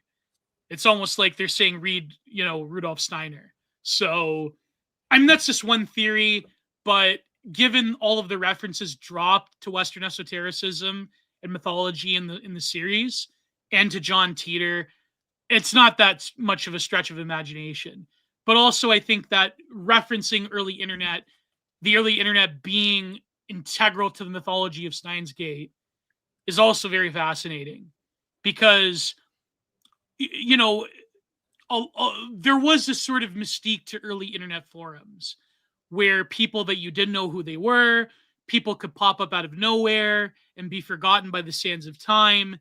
It's like you don't know what position they came from, So I think that Steins Gate, being created in like the earliest of early 2010s, where people were getting on the internet more than ever at this time, more than like in the 90s or in the early 2000s, it's playing up to that like sense that's very common to us now, which is that the early internet could be a source of a form of mythopoetics. You know what I mean? I was referring to Giorgiani, not Reza Negrestani. I think me and him were actually mutuals, Reza Negrestani. I love his work. I was referring to Your Giorgiani. mutuals with the Cyclonopedia guy? Yeah, I was before he left Twitter. Wild. I know. I felt like I wasn't intelligent enough to be mutuals with him. Yeah. Well, good to know. No, I was like totally humbled. I'm like, I'm not I'm not intelligent enough to be mutuals with Reza Negarstani. I felt what's the word I'm looking for? Just his book was I enjoyed it more for fiction than I did theory, Yeah, to say the well. least. But yeah, oh, well, I didn't know that. That's pretty interesting. Yeah, no, the other thing too, that they're definitely, for you who know your time travel stuff or any sort of like theoretical physics or anything like that. This is definitely also doing the same thing from the pseudonymous John Teeter, that everything here is going to be based off of the Everett Wheeler model, the many worlds interpretation. And he said that one's the correct. Teeter had said in the real world that that's the correct one. That basically that universal wave function's real. There's no wave function collapse, and therefore we can we're having determinism, and it's very localized, and all of a sudden now we have the real Schrodinger's thing. It means that there is a world where the cat is simultaneously alive and dead. Because there are two different worlds. And this is the thing that gets played out in real time. No pun intended for the show. I remember Deepak Chopra was fascinated by the wave function collapse thing. I remember there was a lot of like new age, like on early YouTube, there was a lot of like these new agey video compilations of like different lectures from all of these people like Terence McKenna and Alan Watts. And that's how like a lot of millennials got involved in the new age movement. But I remember like Deepak Chopra was like fascinated with the wave collapse thing. But that's an aside. So, but I've been ranting a little bit. So what do you, so then as the story progresses, the other thing too about how the story progresses is that the show and how it's written, it makes it abundantly clear that there are some things that aren't going to be able to be changed, or that there are things, no matter what you do, are outside of your control.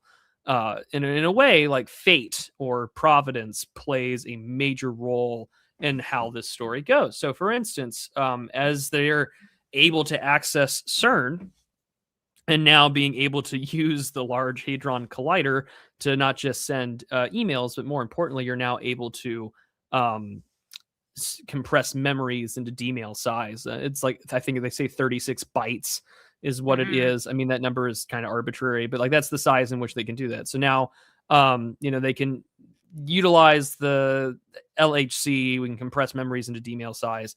Now we're able to send one's memories up to 2 days in the past. And now all of a sudden, CERN has its group of rounders. And that there are people who are also attached to Mo culture that are, sort of sleepers in on this, because later do we find out by being connected to CERN, you're also being monitored, and you're someone outside of CERN that has discovered time travel, and you're considering making this a publicly known thing. And by making it publicly known, boy, oh boy, are you going to get put on somebody's target. And that's sort of what happens here. So anyways, as they're trying to escape, of course, we find out that Mayuri is deemed not necessary and is shot and killed by one of these rounders. But later and time always stops when the rounders come about. Yeah, they do. Yes, that's important to consider and to keep in mind.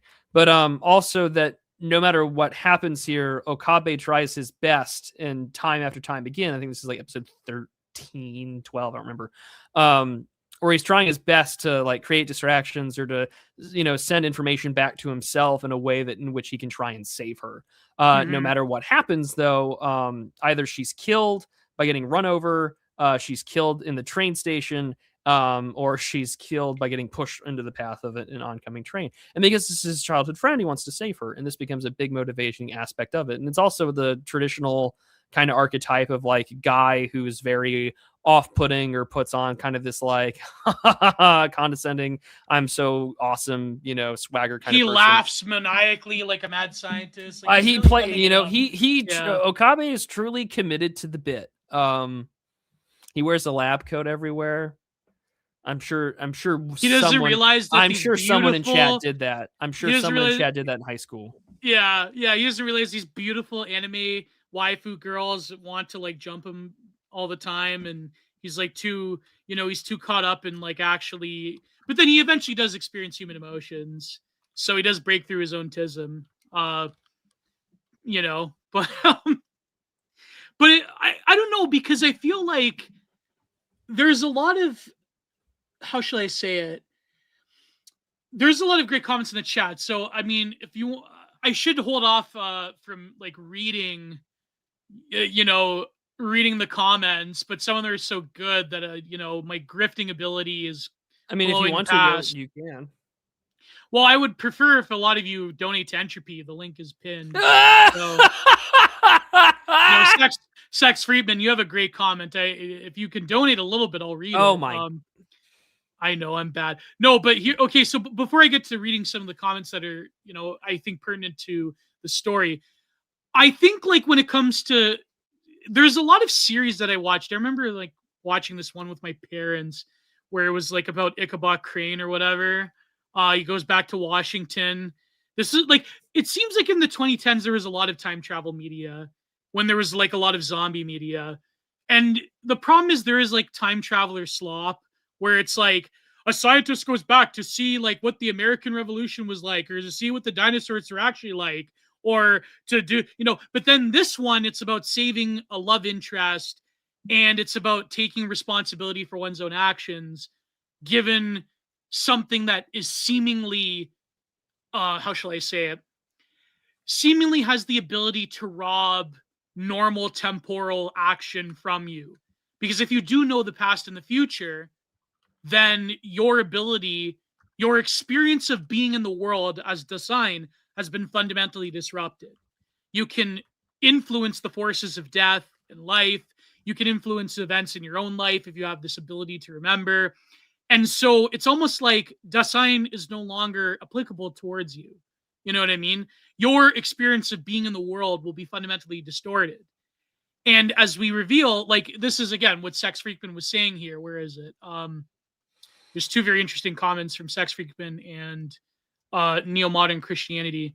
I do like the Gothic-esque trope of getting to the edge of what technology can do and running into inexplicable limits. That is a very common trope in a lot of like cyber-goth literature and stories. And it's where the outside is a totalizing presence that cannot be messed with your very puny human ability. That you will always run up against those limits. And I think in a way, it's to save storytelling from a form of nihilism, of unboundedness. If Okabe had a total ability over time, there would be no conflict, there would be no interest, there would just be omnipresence, which doesn't really make for good storytelling, because we do need a form of conflict. We do need a sort of an itch we can no longer scratch as humans. We are narrative beings. Yes. And another point being made by Neo-Modern Christianity, they're where is it? They're salty because Plato is wrong. The mystery is neither impossible to reach nor a nothing as such, and there's nowhere metaphysical. There's no elsewhere metaphysical plane. Wow, that's a very Aristotelian observation there. So, no, I mean, you definitely also see it in the show. Yes, exactly. The plane can be reached, and so but that's very interesting though. It can be reached, but at the end of the day, there are limits that you cannot cross over into. And so the sort of capacity of humanity's narrative being is then saved. Whereas if it was sort of like a pure post-structuralist, postmodernist storytelling where one character is unbounded by anything. Similar, I think, like I guess a vulgar example in anime would be like One Punch Man. Like he can literally defeat anybody. So how can you tell a story around that? If he could beat anybody he wants to. Well, that's what makes. I mean, but that's what makes a good story premise. Is what do you do when the guy is effectively unbeatable? Right. You have to tell an emotional, metaphysical story about what that kind of guy would go through. Exactly. Like that's Saitama's character. From what little I know, like Saitama's character development is one interesting thing to investigate. It's like, well, when you can beat any villain or any problem in one punch, like. Does that? I mean, you can't one punch an emotional problem. You can't. It's sort of like Goldberg in WCW. They couldn't beat it. He was unbeatable. They booked him to never lose, except for that one time against Hogan, or I forget who beat Goldberg. Anyways, no, but you know what I mean. Like I think it was similar to people were talking about the people that worked on the not so much the original series, but the Next Generation, people that were working with Gene Roddenberry, where like, okay, how can you actually tell a story if you live in global space communism where every human problem of scarcity is essentially solved? Well, and this is fundamentally why, like in the first 2 seasons of Star Trek: The Next Generation, the villain that gets propped up, if you can call it that, because like of course, our relationship with the Klingons is improved, and we have a peace with them. The Romulans are still kind of sketchy, but by the time of the Next Generation, we get to watch the the Romulans, who are the stand-in for the Soviet Union, fall apart in real time. Right. And so, but like, what was the enemy propped up in the first 2 seasons of TNG? It's the Ferengi, Or in which the are Borg. the like ultra like capitalistic, greedy rules of acquisition, which I have some interesting thoughts on the Ferengi later. But anyways, obviously they don't work as an enemy. Because in a large part, it's kind of relatable and we're human. Right. And also you can't talk and diplomatically do anything with this in a lot of ways. And so, of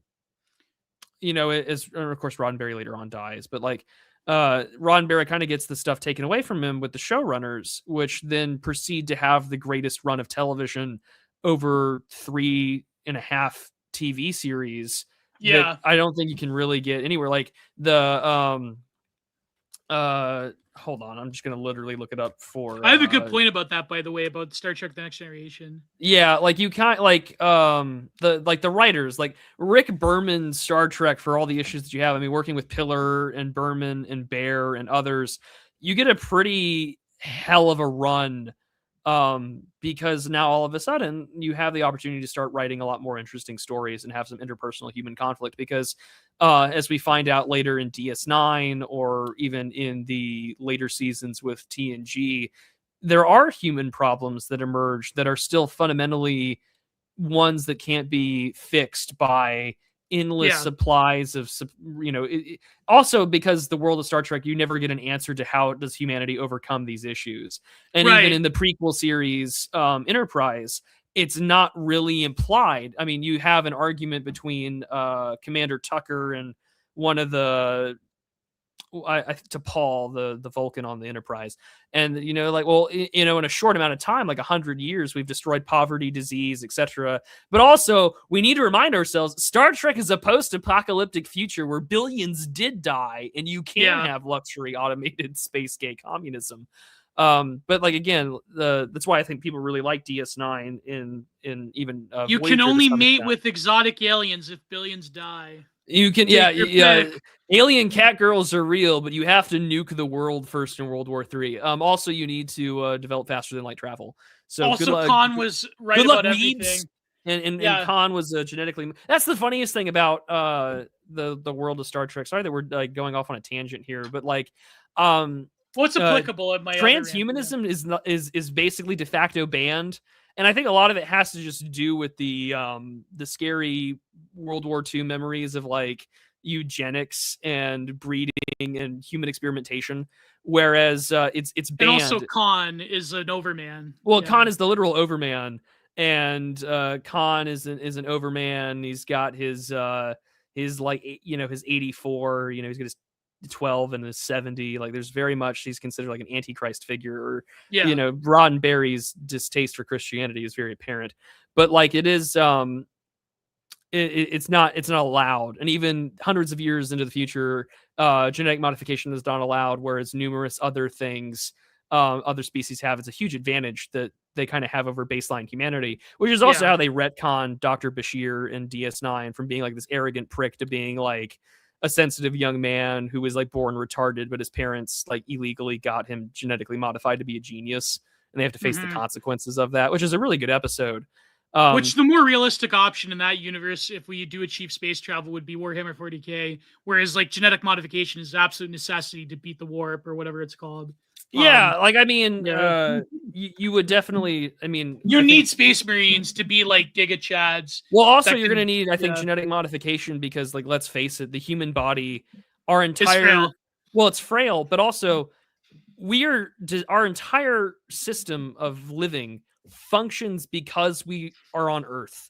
Yes. You move Earth away from us, the human body starts acting really fucking weird. And we Yeah, your can tell this more calcium time on the levels go ISS. crazy. And yeah, people go crazy. People hear things. They see things. Bone density decreases over time. Muscle mass decreases over time. We're blood brain flow is weird. Not to mention, like, good luck getting an erection in space. It's technically possible, but like still that's weird because there's no gravity.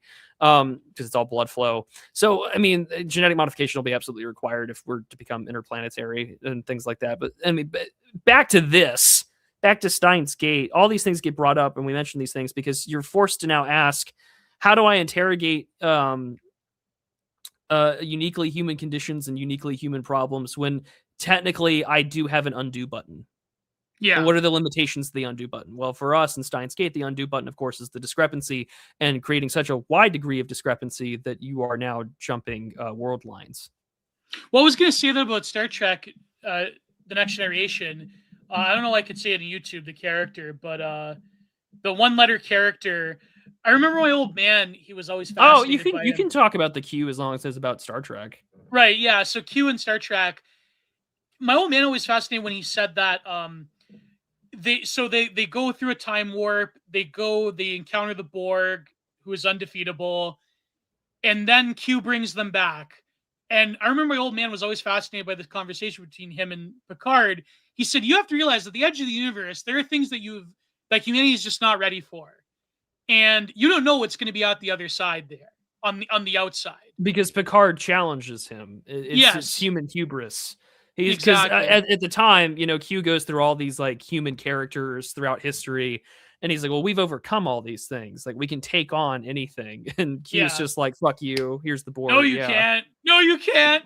You think you've achieved like space communism in your like Milky Way, but go beyond it, not so much. Or go beyond this part of the galaxy. Go beyond the Alpha Quadrant. Good fucking luck. Yeah. And so, but it's funny because in Steins Gate, you have a similar phenomenon of where you reach a form of limitlessness, but the outside, in the sort of Nicklandian term, the outside then becomes the outside, the abyss will stare back into you. And that's something that you're not ready for. You're not ready for what's beyond that. And you're not even ready for like fundamentally changing things, because in Steins Gate's revealed, like, for example, oh God, what's her name? The Moe character. Moe Kairu, yeah. Kairu, yeah. She says that she actually used the time machine to go back and save her father. And that kind of like screws things up for Okabe. Well, it's because they don't have a relationship, because she's the greater scientific mind. The Mo character is who is that I'm thinking of now? Oh God, it's the one that wants to be a woman, isn't it? No. This is the other one. This is the one that with the rich dad. Oh, okay. Yep. No. I see. Yep. So yeah, that's. I don't even want to touch that with a 10-foot pole either. Yeah, we're not going to talk about that one. Eating vegetables. I was like, wow, I don't really. I guess my brain kind of like did not remember. Yeah, Forrest. That's what we're referring to. Yeah, that's the. I was like, I don't remember this happening at all. The last statue. Heidegger saw the first photo of the Earth in horror. He recognized that there's not a perspective. We belong here. Well, next episode on Prude's channel, Heidegger gets mentioned here. Heidegger does get mentioned, but I think maybe we'll save it for next week because I have an academic paper on anime that I wanted to read. Time gets referenced all over this series. Yes, exactly. No, because Heidegger is very applicable in terms of being in time, but also his notion of the clearing, which I'll talk about next week on Prude's channel. Because I'm almost done the full series. I've watched that out, Gio. What is the clearing according to Heidegger? The clearing is sort of like the opening of being to Heidegger. The clearing is where you encounter being coming forth or coming with. And so Giorgio Agamben also takes that notion of the clearing to talk about a relation to like non-human entities that have consciousness, like animals. But the clearing to Heidegger, let me look up the exact definition. It's essentially where Dasein gets to encounter being. I know I'm vulgarizing it, but where is it here? Here it is. The clearing is where becoming happens, more or less. So, becoming unconcealed. Yeah, the clearing. Here we go. Um, the clearing an open space where being is allowed to show itself. Actions create the conditions for things to emerge from hiddenness into manifestation. So the clearing is essentially the world to Heidegger, the worlding of the world, where being comes forth into our view, and we encounter being from our perspective of being thrown into the world. And it's like almost like the clearing is a staging house of being, where being can manifest into our reality. So I know it's very complicated, but I mean, this gets referenced throughout the show, and we should probably do an episode or a couple episodes on being in time. And if we can swing more Goth, we definitely should get him on because he's done a series or several essays on Heidegger. Here's the Clanker definition. Heidegger's clearing. Lichtung is fundamental open space or realm where beings, things, entities can appear, can understand, and manifest themselves. It's a dynamic interplay between Dasein, human existence, and being, akin to a forest clearing where light breaks through, revealing what's within, and is central to the philosophy of unconcealment, aletheia, and truth. The concept evolved from being tied to Dasein's understanding to more distinct phenomenon that poetry and art can reveal. So my example that I always go back to as an artist, because I've done a lot of work in grad school with this essay, when Heidegger does is what they call the turn of Heidegger, where he in poetry language thought, he talks about the peasant shoes by Van Gogh, the painting of the peasant shoes, where it's a woman's peasant shoes, and how that painting reveals the entire life world of that peasant woman and her daily toil, the little tufts of dirt underneath the shoes and so on and so forth. The fact that it looks so like worn down and weary. So to Heidegger, there are certain elements that reveal being and the truth of being to us. And that's the space he calls the clearing. And Giorgio Agamben talks about how he takes that when it comes to, for example, animal life, to AI, to things that are perceived to have a form of consciousness, but are not distinct as human consciousness, and how we interact with them. Because you have to remember, when it comes to truth to Heidegger, he's going against the Western tradition of truth as something that is a confirmation or correspondence to that which is. That through our cogito, through our mind, we can perceive and confirm what, Plantinga called warranted true belief, where it's confirmation or correspondence to what is real and verified. Whereas to Heidegger, he like reverses that like Cartesian Kantian tradition. And he's, much more in line with, for example, Nietzsche, where being itself reveals itself to us. And they choose to unconceal, like truth itself is revealing over time. It's experiential rather than something that is just like object-subject. That makes sense. He reverses the order. Now the things themselves, he's getting this from Husserl, the things themselves reveal itself to us rather than us confirming that which is real to us through our own minds, the faculties of the understanding to Kant. And so in a way, it's like in Steins Gate, the time travel, it's uncovered, it's revealed by Okabe, but it chooses to reveal itself over time from the future into the past. So that's like, again, that's very Heideggerian. That's why it's mentioned in the show. That's why Nick Land always, would read Kant and Heidegger, because the uncovering of time travel as a reality in the future is uncovered to us by the machinations of the present. And so we work up to it.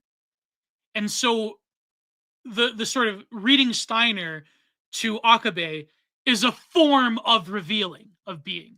It's a form of this intuitive sense of aletheia. That the truth of the timelines come into his view.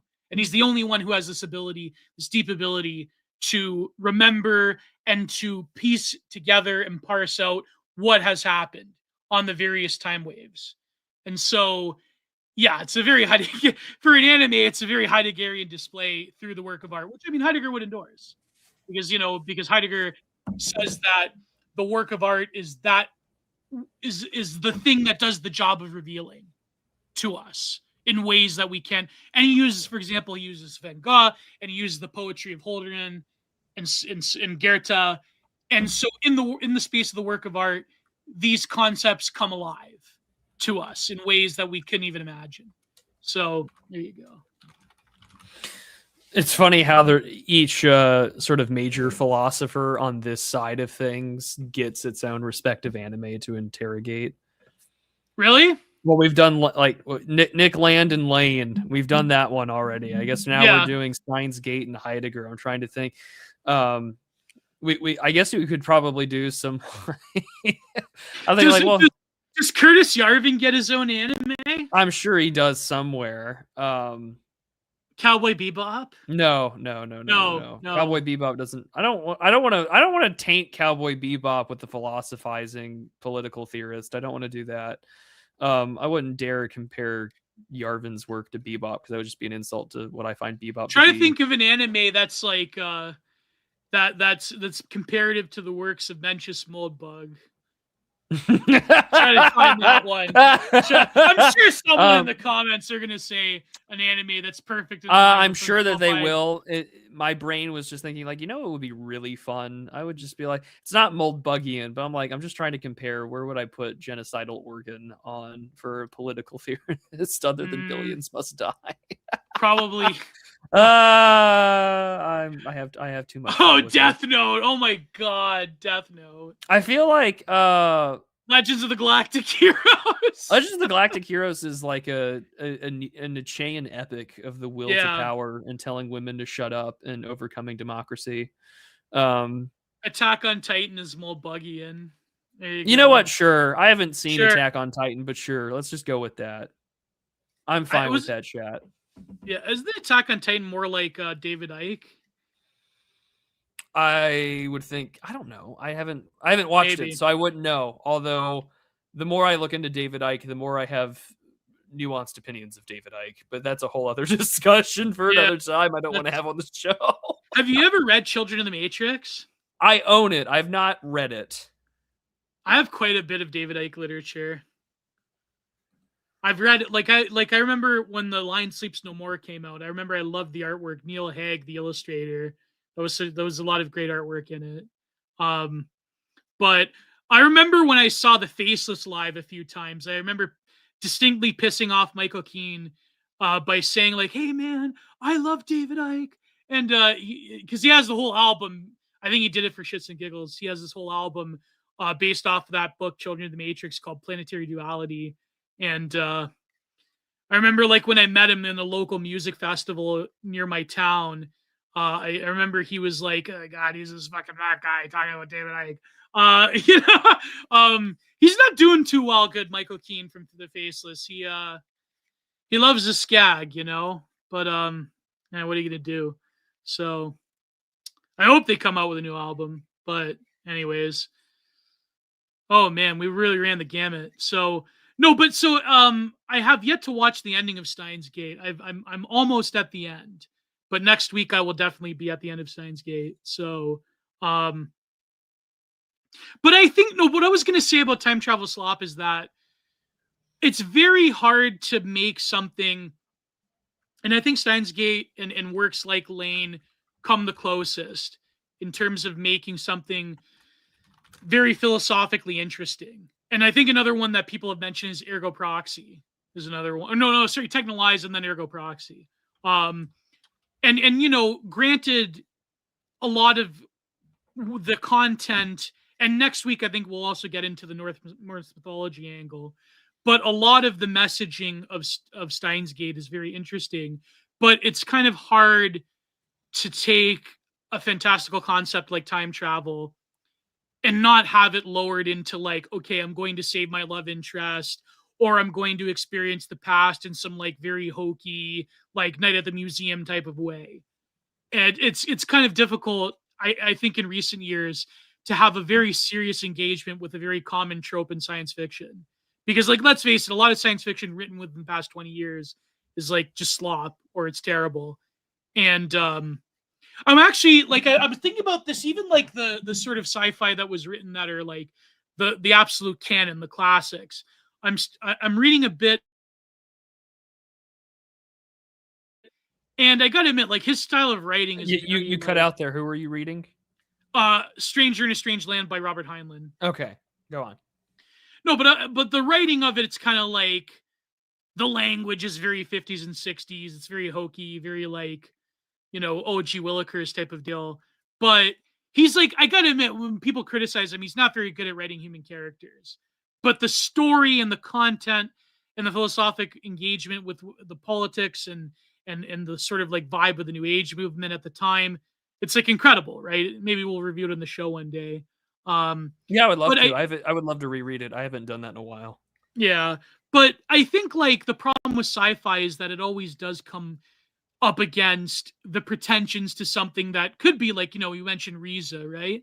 Something like you could have like theory fiction that does the job of theorizing while also being a story, also being literature. But most sci-fi does sort of devolve into like, what was the 2010s term that was very popular on Reddit?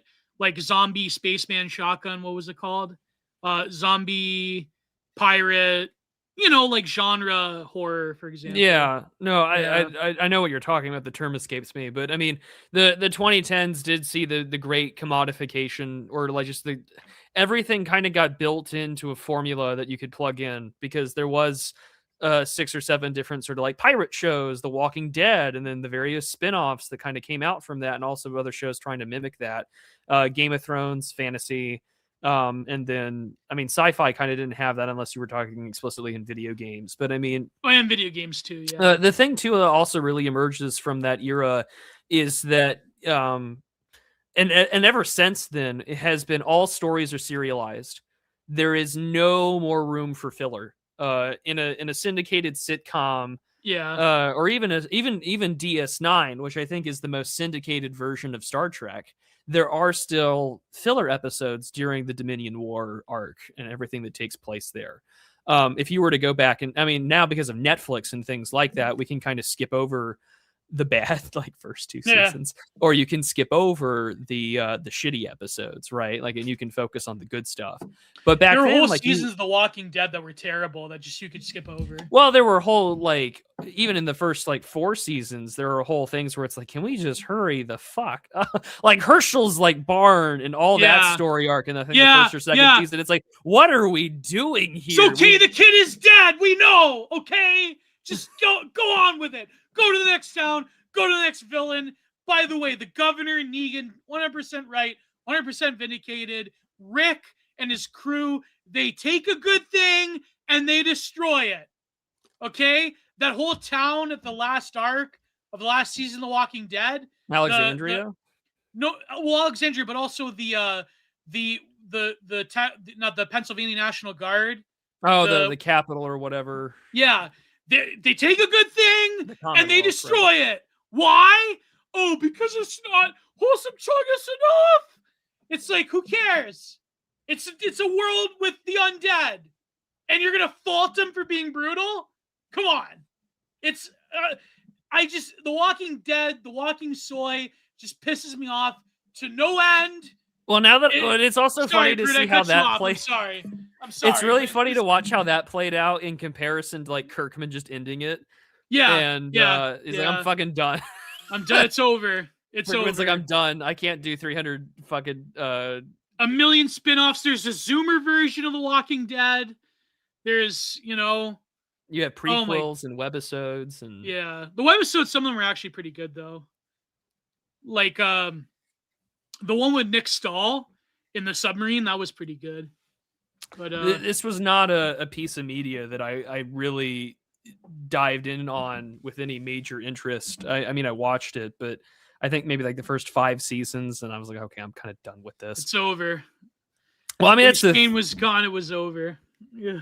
That's sort of the thing about zombie media is that you can. I don't know if there's. I want some innovation to it. Because like Romero, when he was doing these, when he was still alive, he always ran with them and was like, how can I tell a different story or provide a social commentary to this in a way that you don't see in a lot of like, so for instance, my favorite piece of zombie media, it's probably not my number one, but it's the one of my go-tos when I think about it, is Dead Set. Oh yeah, that's Dead good Set one. is probably my favorite thing. Is there a single piece of online content you haven't seen? That's a good question, Pat Spector. Gio, what have you not seen so we can review it? I don't know. I haven't seen that K-pop Demon Hunters thing. I've now You seen already it. reviewed it, so it's all right. Yeah, it's okay. I was not enthused with it, and then Capitalissimo gave like way more effort into like reviewing it than I did. And I was like, Yeah. It was funny because like I watched it because of course someone paid me to review it, and I was like, oh, Cap's gonna join me, so I feel more inclined to do this than a solo project. But like everyone and their mother kind of had a take on it, and I was like, this is fine. It's okay. It's clearly made for kids. It's not for me. I don't know. I'm just a grumpy old man, I think is all that I've become. Where it's a Geo world and we're just living. It's really true. It's really true. True. It is true. It's true. Speaking of pirates. Oh my god. I love that you and I both had banger replies. Yeah. Yours was great. What was it? Have you ever seen Pirates of the Caribbean? You are by far the worst edgelord I have ever seen, but you have heard of me. You know what's bad? When I saw that, I wanted to DM you and I wanted to ask, well, what's your old co-host gonna do now that his favorite guest is in? Well, he's still got Giorgiani. Yeah, then he'll be fine. He'll be fine. Yeah, Giorgiani brings in the numbers, so. Well, hey, that works out. No, it's funny. Yeah, I remember when what's funny is that the stream afterwards, though, I thought Styx was gonna have like a lot of viewers, but for him, like 300 is not a big. But it's just like no, it's funny. My tweet was that he was arrested by Tim Pool and John Stossel. It really looked like it. They did. They looked like Tim Pool and John Stossel. What's John Stossel doing nowadays? He's still on Fox News? I don't think he's on Fox News anymore. I think he just has a podcast.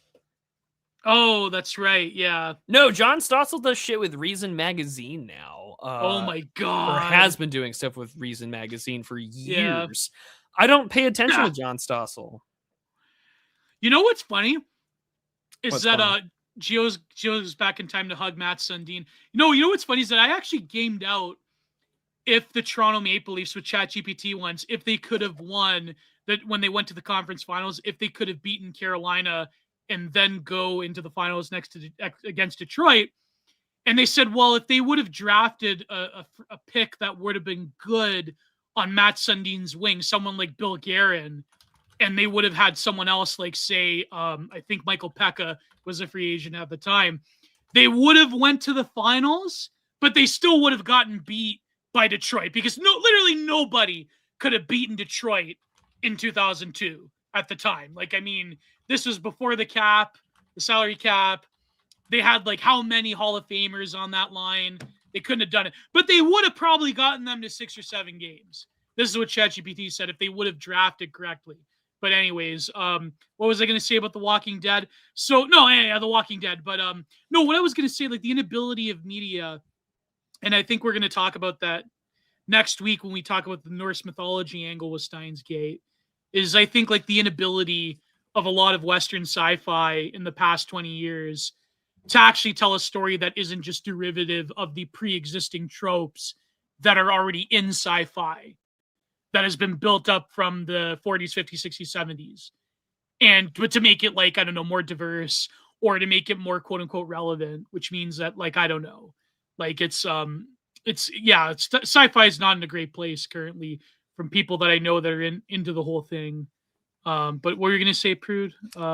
I was gonna. I think it'll be fun also to just talk about there is a romance story at the heart of all this. Yeah, that is also definitely worth talking about. So I mean, we'll get into that.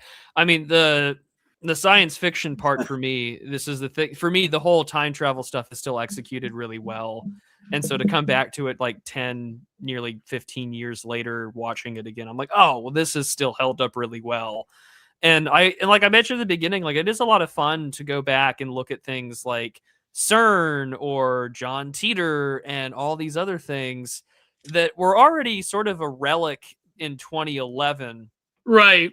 That even now they feel more like a neat little novelty of esoterica or conspiracy or whatever. Like it is something that like your sort of like, for instance, that YouTube channel I've really been enjoying is like the Interesting Books Reviewed guy. Yeah, he's great. I love We gotta him. get him on the show somehow. I would love to get him on the show to talk about an interesting book of his choice, and we can talk about the book for like a couple hours. And I would be. He's got a very interesting history, though. He was an evangelical. He was in the military, and he also used to be, I think, a child and youth counselor in the church. He worked. Yeah, he's worked with troubled youth or those that have been abused. Yeah, and so that's how he came across all of the literature that he. But anyways, what were we going to mention about him? Interesting Books Reviewed? Oh, because like this is the kind of stuff I think that he would really be into. Like, because remember, like, he's from an era, and also to even mention like Art Bell or John Teeter, like that's from an era of like X-Files and black helicopters and the New World Order and cattle mutilations and crop circle, like things UFOs, things that feel super out of place. Yeah. But at least in today's sort of like, we're all inside this great society of spectacle where the timeline is constantly accelerating our understanding of history to which history is now, which means there's never a past that we can actually refer back to unless it's, again, in the same sort of meme commodity loop that we're in. And so I kind of like the fact that he goes back to a world where those things do matter and that they function. And that's also what makes Steins Gate really appreciative is that it's still really grounded despite being a bunch of like wacky 18-year-olds playing mad scientist, because a lot of the things they're investigating are things that if you're into that kind of subculture are really important to you and are really great narrative tools to jump on board to interrogate. Also, I mean, great science fiction. Let's do some slop questions, because that was a great observation. I was gonna say, like, nowadays a lot of people believe that I was talking about this with a friend about conspiracies because they released the photos from Mr. Jeffrey. Like there's sort of like the alt normie sphere of like conspiracy theories, like Joe Rogan American. Like back in the day, it was literally Coast to Coast AM American, where you could like entertain a lot of these pop conspiracies and you could talk about it at people with work, but you're not going to fundamentally change your attitude and realize that like your world is essentially not what you think it is. Like to quote Blade, your reality is just a sugar-coated topping. Well, yeah, I mean, like, well, this is something that James and I were talking about yesterday on his show, was that, like, I think the reason why, like, you can entertain a lot of these pop conspiracy theories, but the moment that you try and entertain the fact that when polled, and I mean, polls can be, of course, finagled with, but when, like, 30-some-odd% of the country was okay with Kirk's assassination, right, or endorsed it, that's a very hard thing for you to wrap your head around, because now all of a sudden your mental model for polite civil society no longer functions. And that's a huge preference cascade for a lot of other existential questions to be asked. And I don't think that the average person is fundamentally prepared for that. Whereas in a lot of ways, the UFO discussion, or how much of it is just like various, defense contractors and agencies all fighting for bigger budgets. It's a whole other story. It's safe conspiracy for people. Yeah. It's safe conspiracy theory, but also at the same time, it's it's also a way to divest away from like other metaphysical questions, and it's also a really great way to get the public consciousness to have like no trust in really anything, making them far more malleable and suspect to mind control and things like that. That's what Cass Sunstein's paper was about. It was that he worked with Vermeulen on. And also, like, because that's the way, and then you read a lot of like early like 60s and 70s books on like hypnosis or media indoctrination. It's like, okay, so we live in a world where all of those guys that were like schizoing out 40 years ago in the 80s and 90s were correct. Yeah. And now it's like, starting at the bare basic assumptions of like what, say like the Interesting Books Review guy talks about. It's like, okay, if we start from there as a baseline, then you can kind of track this sort of like K line of where that now leads to like sort of this like global digital panopticon in which we're all playing a game in. Right. And if you were in the early internet and you were like on God, that must have been so good. That must have been incredible. You could have been a god among men in terms of like schizoing or gemming out. If you were talking about like Michael Aquino's Mind Wars or like the Society of the Spectacle or stuff that other like far right literature, like you know, you would have been a god among men. I swear, like that would have been like insane, and you would have gotten pretty much everything right. Like talking about the chicken hawk thing, talking about Michael Aquino. It's something that me and Cap talked about when this Monday. Yeah, we're talking about Program to Kill. We were talking about Program to Kill, and I was filling in because Sam Batch was sick. I said, like, you know, a lot of political theory, a lot of it in the modern world in the past 20 years, from all political angles, essentially built upon a conspiracy. Everyone has a conspiracy about who is in power, who is the hegemony, who is manipulating power. And there was something that I forget the title of it, but it was, of course, it was written by a Marxist. It was a publication from Barso Books about conspiracies. And that nature of like conspiracy theory achieves the sort of like Frederick Jameson, Leotard, lack of meta-narrative postmodern society more than anything. Because everything is essentially thrown into doubt based on whatever flavor of who is controlling the world or politics or your reality is. And it's very interesting because Steins Gate, I'm going to read more, but there's this book I read called Anime's Cultural Knowledge or Anime's Knowledge of Culture. And it has an essay that mentions Steins Gate about otaku culture. And this author talks about how something that our good friend, the writer Marty Phillips, going by Millennium, he talks about the serialization of reality. How if you have a premise that is essentially built on time travel and alternate timelines, you can have a mode of cultural exchange through popular media that never ends. And in a way, like Steins Gate and all of its derivatives, it kind of does that. But it's an interesting premise, but then you have this with large intellectual IPs that essentially dominate culture. Like, look at Star Wars. Like, nothing ends. This is what Marty Phillips was saying, the serialization of reality. I mentioned this in my book, my forthcoming book, about, like, people were using AI to, quote-unquote, open up the space in different paintings, like a Van Gogh painting or a Monet painting. And I said, well, what is that impulse? And Marty Phillips said, you know, it's a serialization of all things, where we're not comfortable with the life world, the worlding of that particular painting that Heidegger talks about. Now we have to physically see it with AI programs, where it's like the Van Gogh painting is moving, and I need to see what's behind it. And what Manet saw when he was doing that plein air work, where he was painting Monet painting a landscape. It's like we have to open up the work of art, but in a very vulgar way. But in reality, and I'm not like totally against AI art, by the way, I'm not making this Luddite argument, but in reality, the work of art is already open up to us. And nowadays, because of mass market capitalistic franchises where these intellectual IPs have to be graped and plundered, and what did this person, this alien do in Star Wars at this time of this battle, and let's make a whole mini-series about them. The work of art, the glub shitto of everything. Exactly. The Marvel extended universe of everything.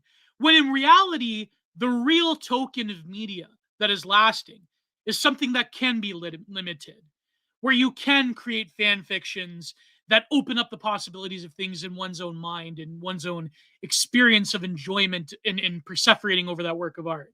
So a work of art that gives itself the space to be completed, to be closed, rather than open to serialization, is a work of art that will last the test of time, as opposed to something that is so vulgar and exploited by these corporations like Star Wars as a good example, or the Walking Dead extended universe, or the Marvel franchise.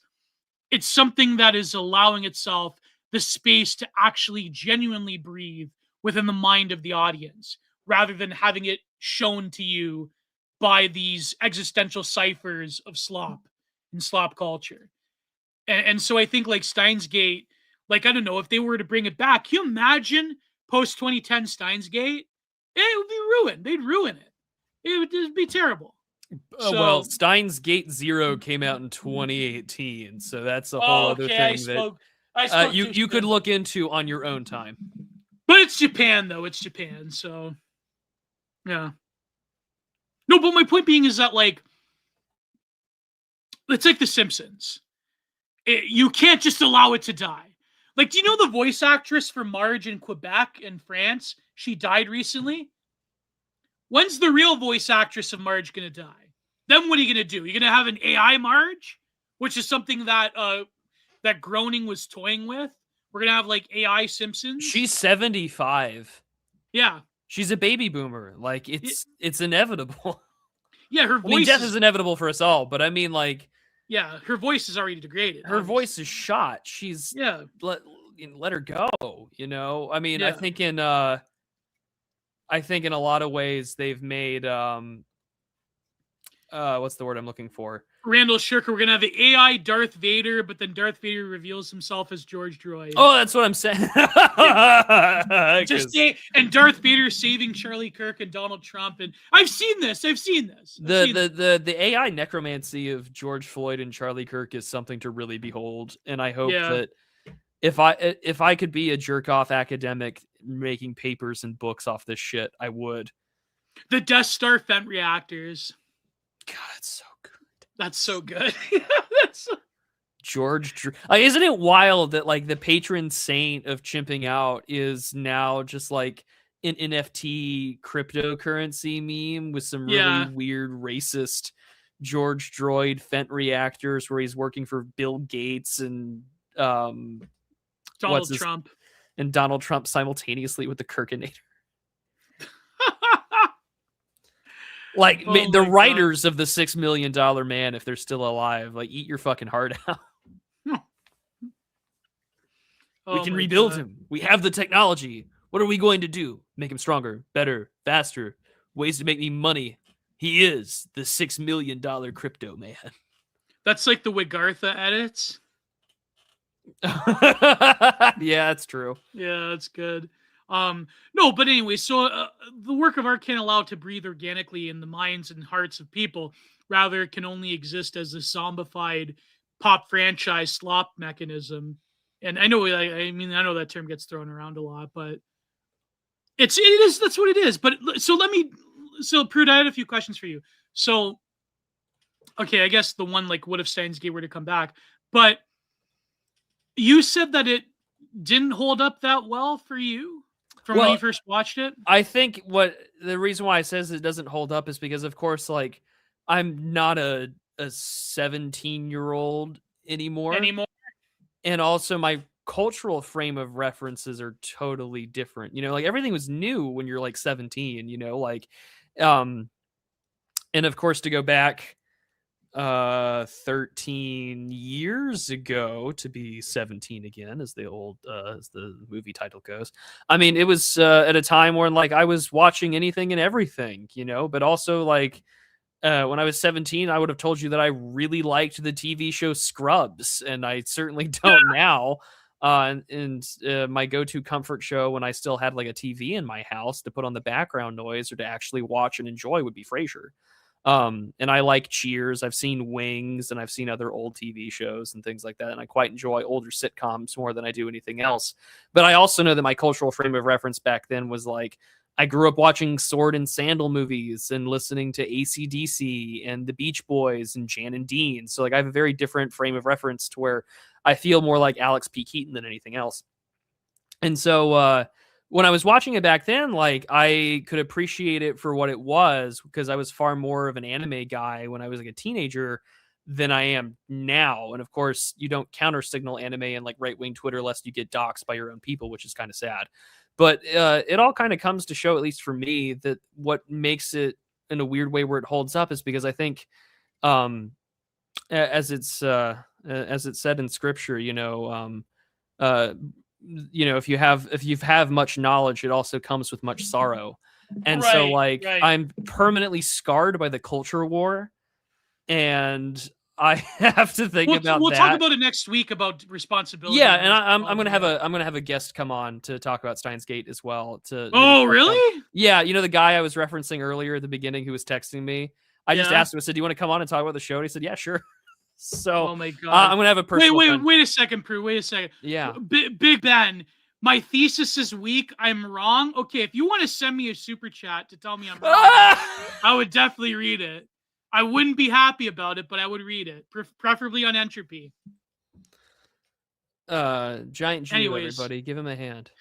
Anyways, go ahead. Sneak super chats, Entropy, link give in him the a hand. description. I don't know. So like the cultural affectations, like the Mo culture stuff, and the like very obvious I'm poking fun at, but I'm also kind of playing into the tropes. Like I mentioned before, like this is like a show for weebs by weebs in a lot of ways. The acting is very hemmed up too. The acting is very. It's fine. I don't have a problem with the acting, and Yeah. I mean I'm watching it obviously subbed, so I don't know what the English acting sounds like. So I mean I can't really tell too much with Japanese. I don't know the Japanese language well enough to tell you how things are being acted. I can only play off the animated facial expressions and tropes. But I didn't have a problem with it. So it's fine with me. I don't know. Like it's just different to look back on it now and just be like, oh yeah, like all these other things I totally forgot about, and now like the high-minded, like, whoa, what a neat concept kind of idea is also there. But I'm also like, oh yeah, like this is still very much like there is sort of a love, you know, there's a deep love story that also has been drilled into it's very much in your face as you keep watching the show. So I mean it's something I can appreciate. But it is like, oh, this, and my mental image of how much I enjoyed it the first time is always different on a second viewing, but I also know what's happening. So like a lot of things are recontextualized for me. I have not seen the OVA. I haven't seen Steins Gate Zero, so I don't have an opinion on any of those things. Maybe I will watch them on my own time, but it is certainly something that I don't know. It was just different, but it was also like, oh, I know what I'm getting into this time. And it's like watching Shutter Island for the second time and how everything is totally different after the first viewing. It's the same thing with Steins Gate. I think it's a show that you should watch twice. Oh yeah, definitely. At least twice. I'm just trying to find like to end the show, like what are people talking about? Does you have super chats to answer, Gio? I have super chats, yes. Someone said Carlos. No, people were talking. I mean, what's the latest discourse that people are ripping yourselves apart over? Candace Owens. Oh yeah, that. But I was listening to Merrick and Burden today about Kentanji Jackson wants to like have like a democracy managed by experts. Did you see that? We have that now. We have that now, but it's like... And also, I like how Congress won't do anything, but it'll happily pass all those age verification bills right out of committee, no problem. Yeah. We can't do anything to get Trump's nominees appointed and done through the Senate. But boy, oh boy, does Senator Mike Lee want to suck off Pinterest to talk about age verification laws and digital ID. God. Fuck you. I'm angry. The digital ID thing. Well, in Canada, we're slowly integrating with the EU, so we might get digital ID too. I mean, it seems like that's what's going to be the... I mean, I know I shouldn't be predicting things. I guess it probably could relate to Steins Gate a little bit because of the CERN Palantir computer program that's going to run this. But it seems like the 2030s coming into it will be like digital ID will become a big thing. I think a lot of powers that be will discover, like these old boomers before they pillow, they're going to be like, okay, the power of the internet's too great. We need digital ID. I think that's going to be the trend in the 2030s, the war over the digital IDs. I could be wrong. It could just be a passing fad. Like the whole eat bugs thing was a passing fad, but this one I feel like is going to be around for a long time. So yeah. I'm inclined to agree. Yeah. Also, no, but the whole like rule by experts thing, I think like in a saner time that would actually probably be right, because like there is like you had that in the 1930s, like the technocracy stuff, yeah, like the technocratic party. Well, just like the problem with democracy in general, like in terms of the collective intelligence of democracy, like there's been books written about this, like the sort of like the unreason of crowds versus the wisdom of crowds. But I think like what Kentanji Jackson means is that these experts, quote unquote, are libtards. Well, she just doesn't want She doesn't want an executive or a government that could potentially undo the institutionalization of progressive technocratic order. Right, and because academia is so solidified within the progressive world, it's not. It's like when they mean like experts, they just mean libtards controlling things. Yeah, that's it. An expert just means libtard.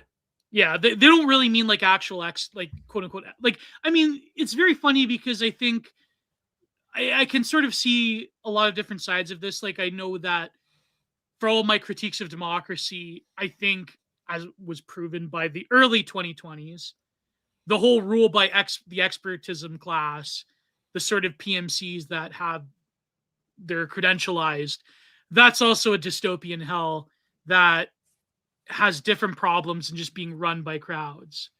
And so it's I said that too with Kirkpatrick yesterday. I mean, the episode's out today.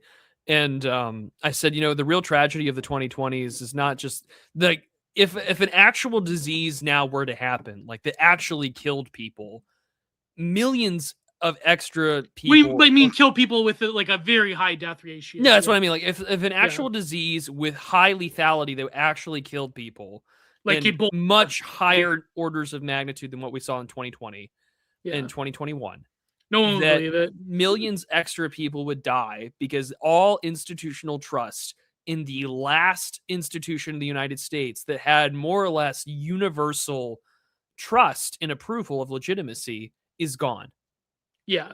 And that is a huge selling point for really, I think, maintaining a state. When you have lost the credibility of keeping you alive, i.e. health, what do you do with that?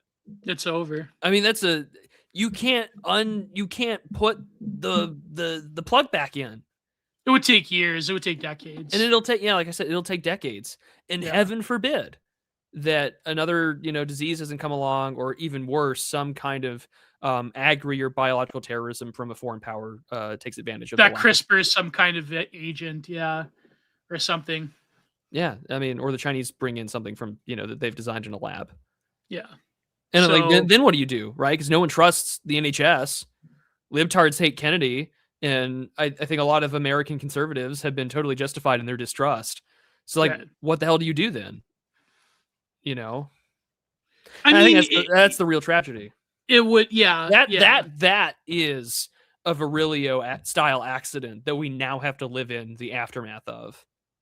But then people are like, well, technocrats don't really care if the public trust believes in them. But really, well, of course they don't care. Nathan Koffis made that very clear.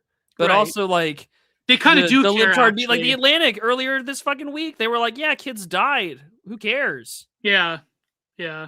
We beat the chuds, so like, who cares if a few children died?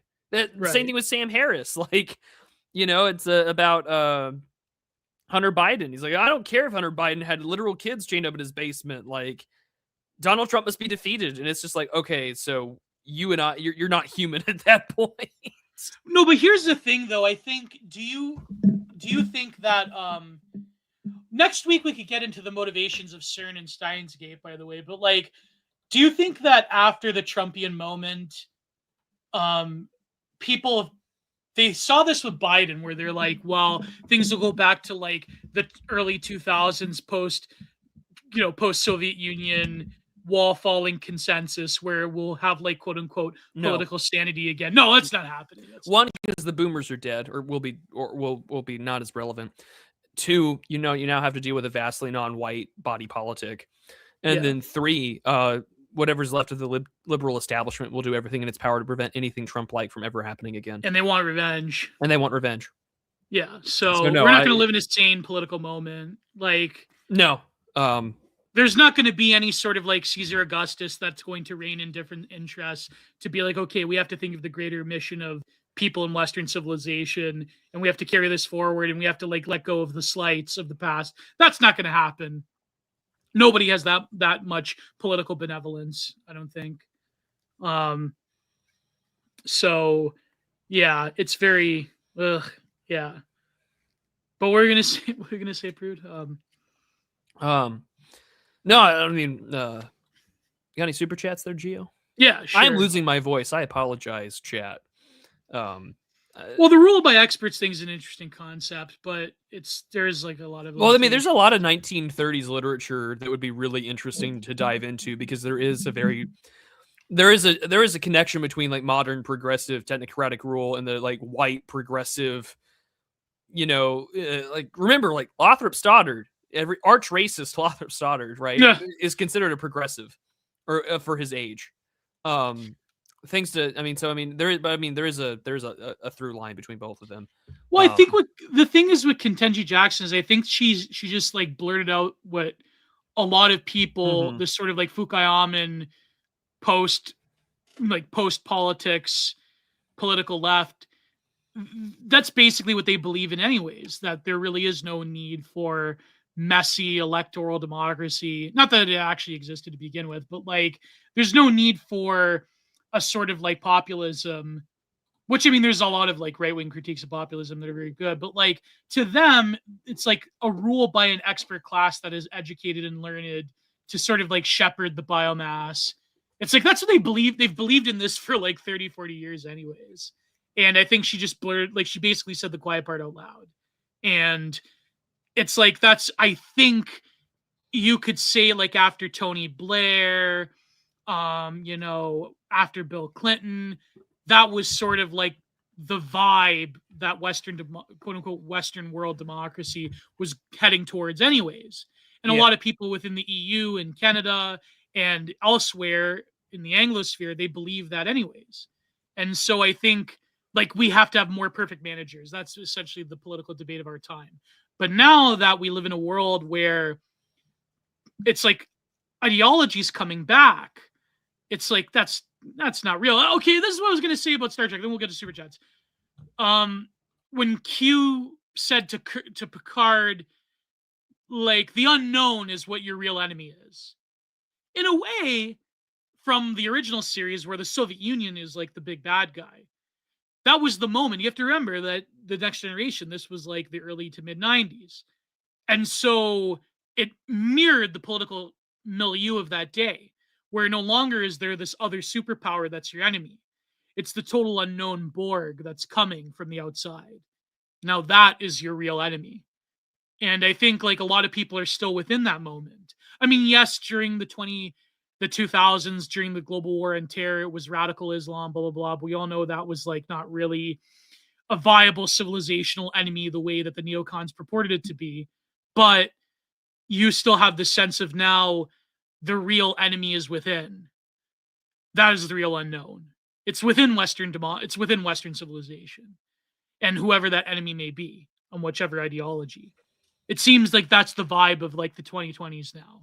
If there was an era of like, I guess maybe to make the last Trek reference, the issue of the Maquis in both the TNG and DS9 is more relevant now than it is the Borg or anything else. And I don't think, and I mean, that was probably the more interesting parts in the DS9 outside of the Dominion War that is way more interesting to look at, because that functionally becomes an identitarian screwed over by allegedly my government types. And it's not just like lost causers, but it's like trying to eke out a living in an environment of a smaller power being chopped up by two larger ones. Yeah. And that's much more interesting. And one that definitely what I think plays a role to maybe compare today than anything else from TNG or anything like that. But yeah, no, I would love to do a Trekkie episode in the future, because I think there's a lot to talk about. But yeah, we can head on to the super chats for now. All right. And super chats, entropy.com/Giant Productions, and of course here on YouTube. And so link is in the pinned comment in the description. So let's start off. We only have a few from Entropy. Usually I get more at Entropy, but anyways. Here is for $3, Theo Bucks to Chardon. That is funny. That's a good. Is that the username? Yeah, that's the username. Teal Heart to Chardon, Theo Bucks to Chardon for $3. Here you go, Pookie. Thank you. Oh, we have another. Oh my God, we have another one for $10 by Theo Bucks to Chardon. there's something timeless about the otherwise dated, safe conspiracy fiction. Like you can read it and somehow fill in the darker aspects in your mind. I wonder if we can't write something that can compellingly anymore, because that provisional naivete is untenable. So it'll be instantly dated. No, that's 100% true. I think the sort of like the fill in the gaps aspect of the earlier forms of conspiracy that were in some weird ways, like they were political, but also they had like a perspectival or apolitical nature to them, where like everyone, like, remember like early Alex Jones, where he talked about like team humanity, and so it was framed in this like almost like centrist libertarianism, where it's like we're gonna like achieve this supreme spiritual freedom against the globalists, and also like other conspiracies as well about aliens and so on and so forth. But nowadays it seems that conspiracy must necessitate an ideological awakening rather than something that is for the benefit of everybody. And so, yeah, I think like that's a great point. Like, do we really have that capacity for seeing like, okay, yes, this conspiracy affects everybody, and there's like a unified humanity or humanism against this, unwarranted sense of power that we're fighting against? That's a good question. I don't know. What do you think, Prude? I think in a lot of ways, you can go back to these, what we would call safe conspiracy theories, and I think trace where they were going to today. And I think actually some of the older conspiracy stuff allows you to work it as like, as the super chatter said, like there's sort of a springboard in which you can then fill in the blanks from when that was written to today. And I think you can have a kind of greater codified little codex of how these things are interconnected. And like, you don't even need to have grand unifying conspiracies, just as we learned in the 2020s that, these things are coordinated, but they are separate, like NGOs or institutions. And so I think like, oh, CERN's doing its own thing, but like in the same way that, like Jack Parsons gets simultaneously screwed over by like Crowley and our lovely friends over at the Church of Scientology. That, there are plenty of esoteric and magic practices that also like, so I mean, like, yeah, it's like, okay, well, some people are probably really into that stuff, and like maybe that influences their art decisions, or maybe like it paints their like artistic desires in films and TVs, and maybe we're going to perform certain non-Christian rituals and other things. Yeah. I so in a way I think that like that it's a good springboard, but also like we shouldn't disregard some of the writings or what people were conspiracizing about back then or thinking about back then, because there's probably a lot of nuggets of truth that makes today's conspiracy and today's esoterica make a lot more sense.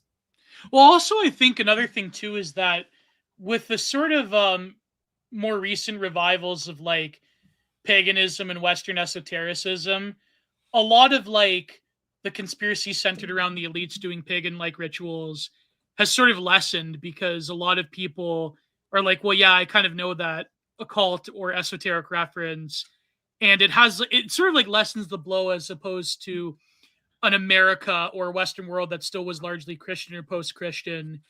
And when you I don't remember where I saw this. Yeah. It was someone interviewing like kind of a very far right, I think Scandinavian rocker, and he was just like, none of that stuff matters anymore, because like the nominal Christianity, because like even in The Simpsons, which came out in the early late 80s, everyone in that 90s, town goes to church. Yeah, like no one, like that was a taken for granted thing. Exactly. Which that doesn't exist anymore unless you're part of like a dedicated religious group or a higher church tradition. So I just I think that stuff changes, but like you can kind of trace like leftism, of course, obviously is still a transgressive against civilizational norms. So yeah, I think that you can still use it as a pretty good springboard. Right. But I think like a lot of people that are into like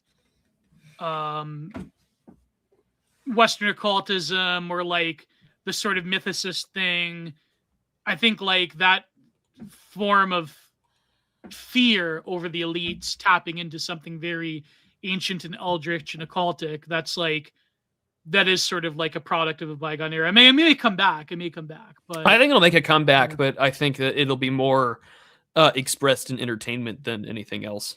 Yeah, like remember the whole like that rapper, the Juice World thing? Yeah. Like that stuff. Like you had like a lot of people on Black Twitter talking about occultism, which is, but yeah, thank you, Theo Bucks to Sheridan. That was a good That's such a great question. fucking username. That's amazing. And here we have Michael Fox for $5. And so please, if you still donate entropy. Oh, I have another from Theo Bucks. So Michael Fox for $5 wanted somebody to go back in time with this. This is not a joke. You'll get paid after we get back. Must bring your own weapons. Safety not guaranteed. I have only done this once before. Whoa! Isn't that a John Teeter post or That somewhere in the forums? what gun would you bring to the past, Prude? What time would I go back into the past? No, but like if you had to go back to like early hominid, what gun would you bring? Early hominid, what gun would I bring?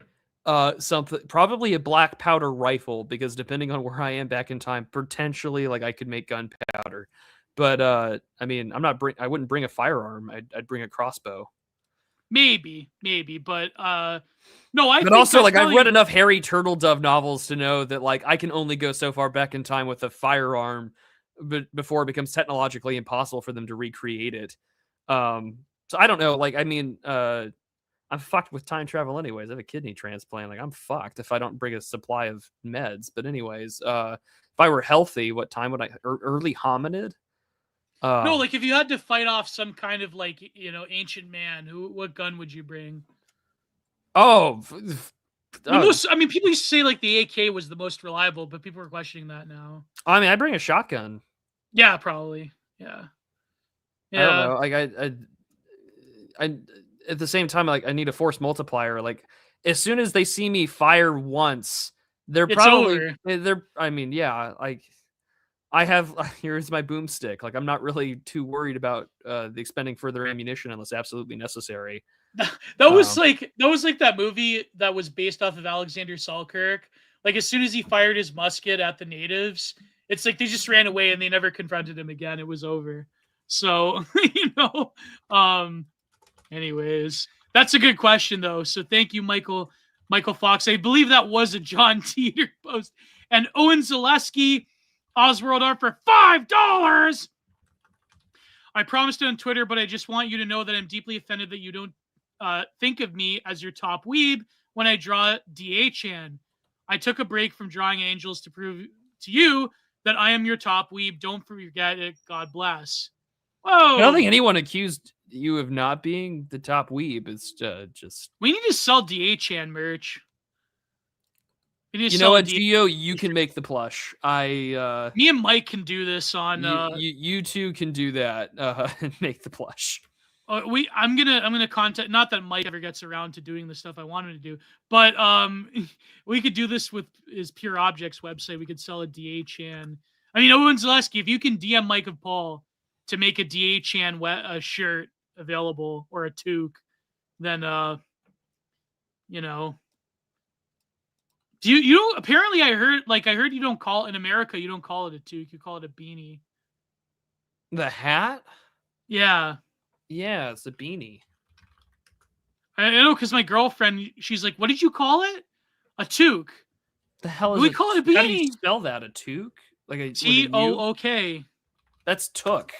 Or sorry, like maybe it's TO. How do you spell it? Hold now. I'm literally took. Toque beanie. Toque. Canadian term for a knit winter hat. Yeah. Like the character from Lord of the Rings. TOQUE. Yeah, a toque hat. Okay. Yeah, TUQUE.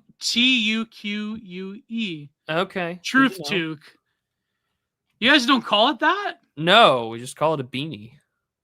It's like how you have like milk in a jug. Which makes sense because you have to have like the extra like holder for the milk bag in Canada. You have milk in bags? Yeah. You don't know this? That's wild. Oh, we have like a holder to. I've never been to Canada, Gio, and I don't know if I ever will. You put the bag in the holder, and you cut off like the end of it. You snip off the end, and it's like a bladder. Wow. Thing. Okay. Yeah. Just put the milk in the bag, bro. Put the milk in the bag. We have ketchup chips. I think they have that in America now. I'm sure have they ketchup do. Chips. Yeah. But anyways, thank you, Owen Zaleski.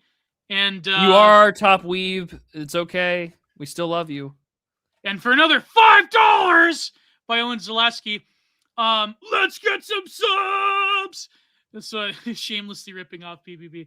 But in all seriousness, I'm glad that Gio's making more art videos. Gio, please make more art content, discussion, and plein air paintings. Gio's work will change the world. I hope you all have a great rest of Advent and a wonderful Christmas. God bless. Well, thank you, and God bless, and have a wonderful Christmas as well, and Zaleski. I actually went painting today. I captured some more plein air footage. Eventually, I'll do some studio videos as well. But it wasn't that cold today. I dressed appropriately, and it wasn't that nightmarish. So, because in Ontario, well, at least in southern Ontario, it always like freezes over. Then it gets, there's a warm period where it sloshes over. Whereas it's like a nightmare to walk sometimes in the winter. Like I remember Argent was talking about this because he moved to Manitoba for work, and he said like having a dry, consistent cold is actually pretty good for walking in the winter. Whereas in Ontario, it's like it freezes, then it melts and sloshes, and then it freezes over. It's a nightmare sometimes. So, anyways, so thank you, our good friend listening. Now to the YouTube super chats. Do I have all of them? I have a big one actually. What's NOK? Is that kroner? Norwegian kroner? What is that, Prude? Uh-oh. I think Prude's... Can you guys still hear me? Oh, you missed an entropy. Yeah, okay, you can still hear me. Oh, sorry, I was muted. Oh, yeah. Yeah, it's Norwegian kroner. Okay. So yeah, I did Thielbucks to Chardon, Michael Fox, Thielbucks to Chardon. Oh, okay, yeah, I missed one from him. Okay. So Thielbucks to Chardon again for $3. It's sort of like how in a real sense you can't write a young adult old classic hero facing this neutral evil. You have to make peace with the fact that compelling fiction has to be ideological in a sense nowadays. Yeah, that's the word we live in. That's a good point. That's a very good point. Thank you. Oh, is Thielbucks to Chardon Sex Freakman? Okay, there you go. It's such a good name. Such a great... Both names are incredible. But, here we have on YouTube, we have... I'll go from... Where is it? Lowest to highest. Okay, Quitsa Chadrach. Quisats Chadrach. Quisats Chadrach for $5. Don't you beg me, you beautiful... E-beg me, you beautiful bastard. Thank you. Thank you, Quitsas. Quisats. Quisats Hatterack. It's from Dune. Oh, okay. Quisats Hatterack. Thank you for $5. Don't you beg? It's from Dune. And here we have JU. I probably can't say the full. It's JU. I know what you're trying to say, but I can't say it. Anyways, we're on YouTube. Understand we're limited unmonetizable options for language. I can't even say what I said on the Hollywood Access tape. I might get in trouble. I can't even tell you where I went to have pizza this morning. I'd get the channel demonetized. It's a rough life on YouTube, folks. I don't know what to tell you. Do you think Trump actually went to that? I have no fucking clue, man. I just wanted to have fun with the voice. Anyways, the JU for £4.99 sterling. Thank you. That's like over $5. Hey, fellas, I missed you. I highly recommend Vinland Saga as an anime. Lastly, thoughts on Fuentes and Piers Morgan debate. I don't have many thoughts in it besides... the same thing I said to James Kirkpatrick was that it was two different media personalities. Two different generations of media personalities shooting at each other and neither one of them caring. It was a good spectacle. I got it was an entertaining spectacle, but at the same time, like Piers Morgan and other people like him don't know how to respond to young people who don't give a shit about being called a racist or a bigot. And at the same time, or an Austrian painter fan. yeah, and at the same time, I don't think Fuentes is used to the media environment in which people like Piers Morgan exist in, and so it was easier to attack Piers Morgan after the show by just calling him a literal cuckold, which seems to be the case, than it was to attack him on the merits of anything he said, because the whole thing was just him being a school marm woke scold. No, and then like Piers was attacking his father and calling him an incel, and then and then Nick was talking about his wife, and so it's just like it was a big spectacle. I don't think like it is something that Morton Downey Jr. would have hosted 40 years ago. It was great entertainment, though. It was great content. But I mean, I don't know. I mean, obviously, it's not so much that anybody won.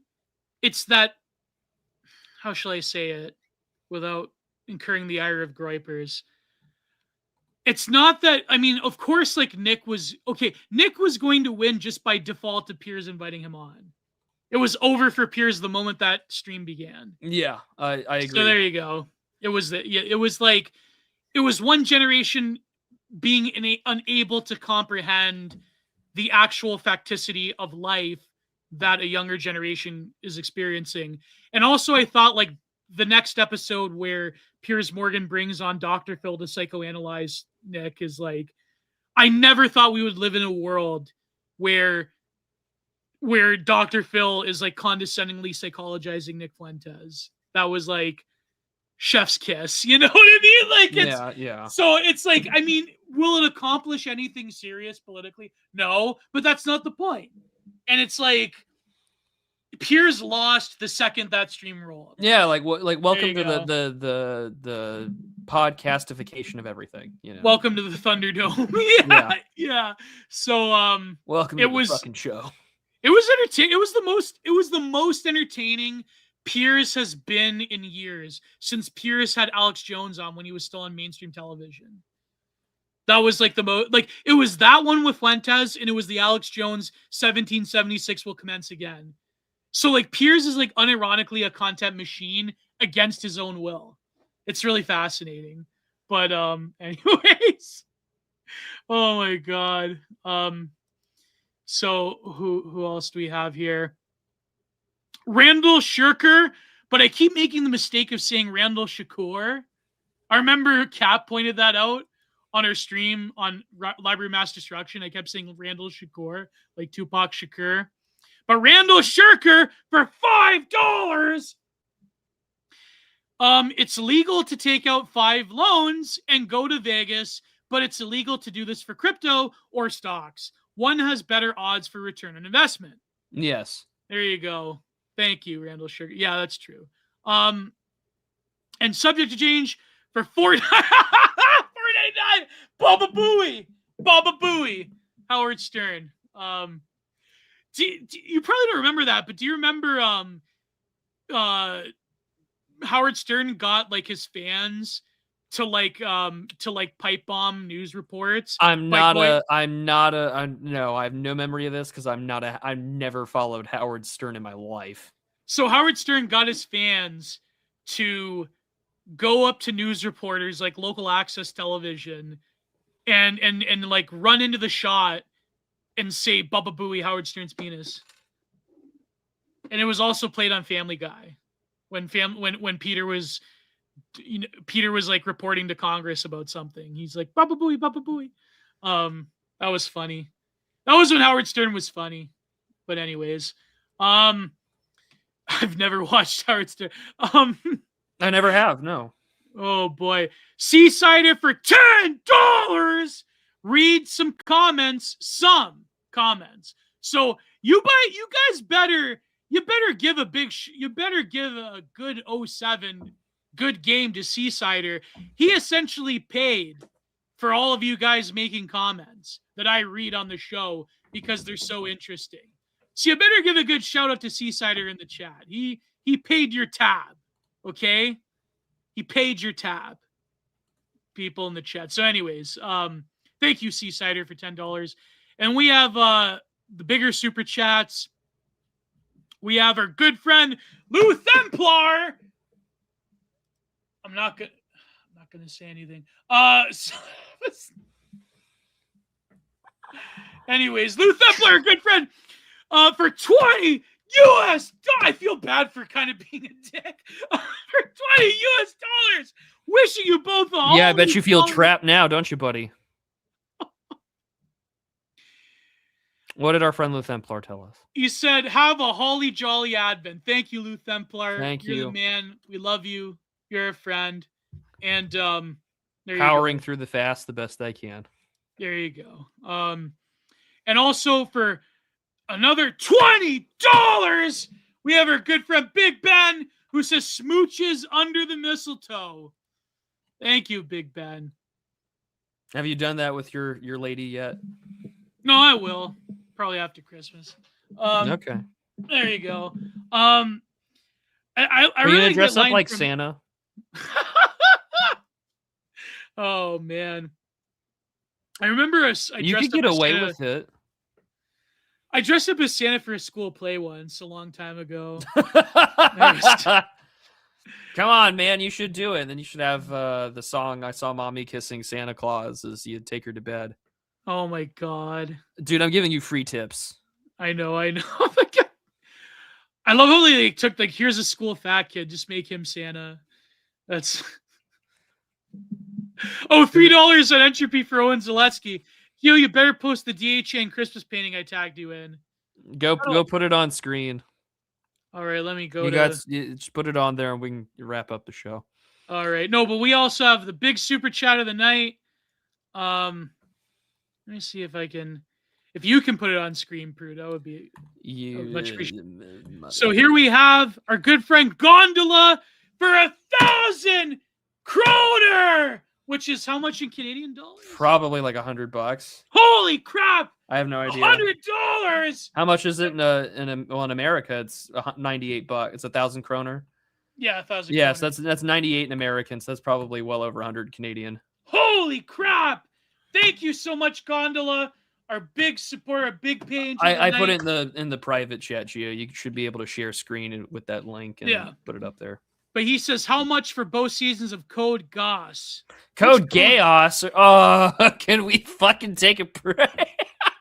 What's Code Geass? That's another anime, Gio. What's it about? Oh my god. I'm gonna let you just go look that one up there, buddy. Holy Empire Britannia captured the country known as Japan and now calls it Area 11. Presidents lost their rights to self-government. It's very similar to 1984 and how the world split up, but it's also I've been told that the show is pretty keyed, but it's funny that my friend who, if you want to take on Code Geass, just wait next week when my friend comes on. He'll give you a much better take than either of us ever could. Oh my god. But if you want us to, we can review it partially or discuss. I mean, we'll discuss it next week. I promise. Yeah, and if you want more of that, I guess Gio and I could watch it in the future. But we'll figure out a discussion over. Yeah. All right. Well, I'm just trying to queue up the Owen Zaleski thing. So it's right down there. You can't share. Okay, mother. All right. Okay, wait. How am I gonna do this? I got it. You don't know how to torrent. You don't know how to do piracy. Wait, don't know how to share screen. Disnibba. Just wait. I'm almost there. I'm almost there. I got the tab open. It's already there, Gio. I'm the Jamie of the Joe Rogan who is schizophrenic with a gun. Put it up, Gio. Put it up, Gio. Put it on screen. Pull that shit up. Okay, Gio. I'm doing it. I had to. Here we go. Here it is. Here. Oh wow. Oh my god. Okay, share screen. Oh, there it is. Add to stage. Add to stage. There you Come go. on. Oh! Look at that. Don't say we don't have fans. We have amazing fans. We have amazing people. Fans. You know, it's funny. I was wearing an orange tie earlier today. Very fitting. Oh my god! For such a terminally online lore master as Gio, it's funny the gaps in your tech knowledge.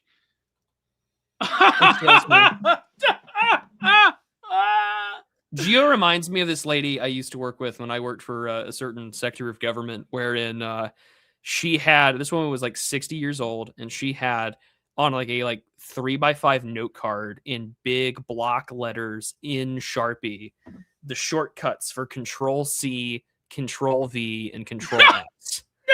That'd be like me. Yeah. And that's what like you remind me of, Gio. When I'm editing on Shotcut, it's like I have to like remember all of the keystrokes. Oh my god. But anyways, this has been a great stream. Next week we'll be on Prude's channel. We will cover more Steins Gate. We'll cover more Steins Gate, and we will also talk a little bit about that anime. My friend will be able to give you a much better take on Code Geass than either of us could. Yeah. And I know I know all the keyboard shortcuts, Davis. He's doing videos that gave him his YouTube channel back. Oh my gosh. Thank God. He's been on fire lately, David Serini. Shout out to an old head. A lot of us were all here. He was like one of the first people to remember this. He inspired people like Carl Benjamin and Millennial Woes, Davis Serini. People don't know this lore. But Davis Serini was sort of like your favorite band's favorite band. It's true. So, and it's 2014 all over again in the content renaissance. So this has been great. Hopefully you'll shower Prude with love next week. So my plugs are that I have a new Painting Discourse video on what I can call slop dramas. I read a good friend of mine who I'm going into business a little bit with, my good friend Sun Moon, the filmmaker and writer. He has this essay on his Patreon that I read. And also I did that program to redact with Capitalissimo on library mass destruction. And also for big fans of Gio content, I finally had the Paul Talk crossover episode on Content Minded. And so please go and listen to the full thing. Patreon.com/Productions, Substack.com/Gio's Content Corner.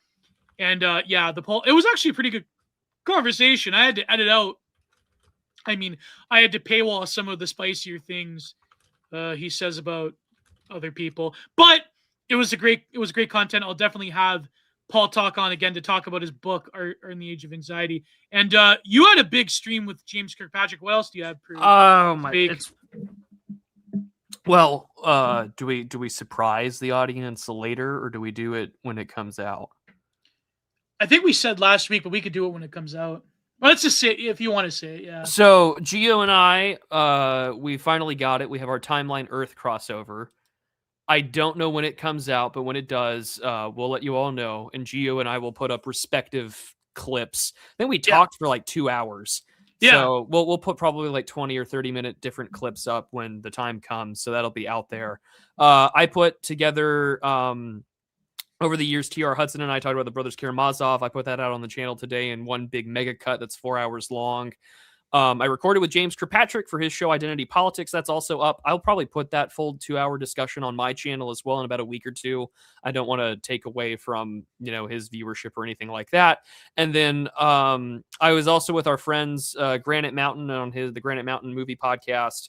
And we talked about the movie Heat in its 30th anniversary. That will be out on the channel next week. The 30-minute teaser is going to be out on the YouTube channel for you all to listen to. It was a really good time to talk about one of my favorite movies. And Gio and I's discussion about, the Hopper paintings and Michael Mann kind of led to that even happening. So really glad that EA led to a podcast appearance. I have an article out today with the Old Glory Club, and then I've got a few videos planned out for the next couple of weeks alongside my annual Christmas address, which will drop on Christmas Day, as it always has. Just sort of talking about the year and the work that has to be done and where things are. So a lot of recording and other shows I have been on. And then, of course, I'm always doing the Twin Peaks: The Return retrospective with our friends Christopher Sandbatch and Mr. D. And Lord willing, I will have in the first issue that drops in 2026 for Frontier Magazine, I'll have an article published by yours truly in there. So I've been very busy. Oh, there we go. All right, this has been a great episode. Let's check entropy. Let's check everything. All right, so like I say, thank you especially to Gondola for that very generous donation, and hopefully all of you shower Prude with love next week as well. and this has been really great. And who's on her birthday that week? Is it me or you? You are, but I'm unfortunately working that week, so I may do a birthday stream of my own Sunday or Monday. Actually, no, on Monday the 20, or what day did we pick? The Monday before Christmas. Yeah, the 22nd. Dimes and I will be live for the last Do You Even Read of the year, which will be covering Jeremy Carl's book, The Unprotected Class, How Anti-White Racism is Tearing America Apart. So we're going to end the year strong for Dyer, and then we'll be back with more theory and other books, including the one that guy paid me and Dimes to review for next year. So we're going to finish Dyer this year pretty strong. Yeah, we'll sort out a birthday stream for us, so we'll see what happens. Yeah. All right. As we always say, God bless, goodbye, too sweet. See you, gents.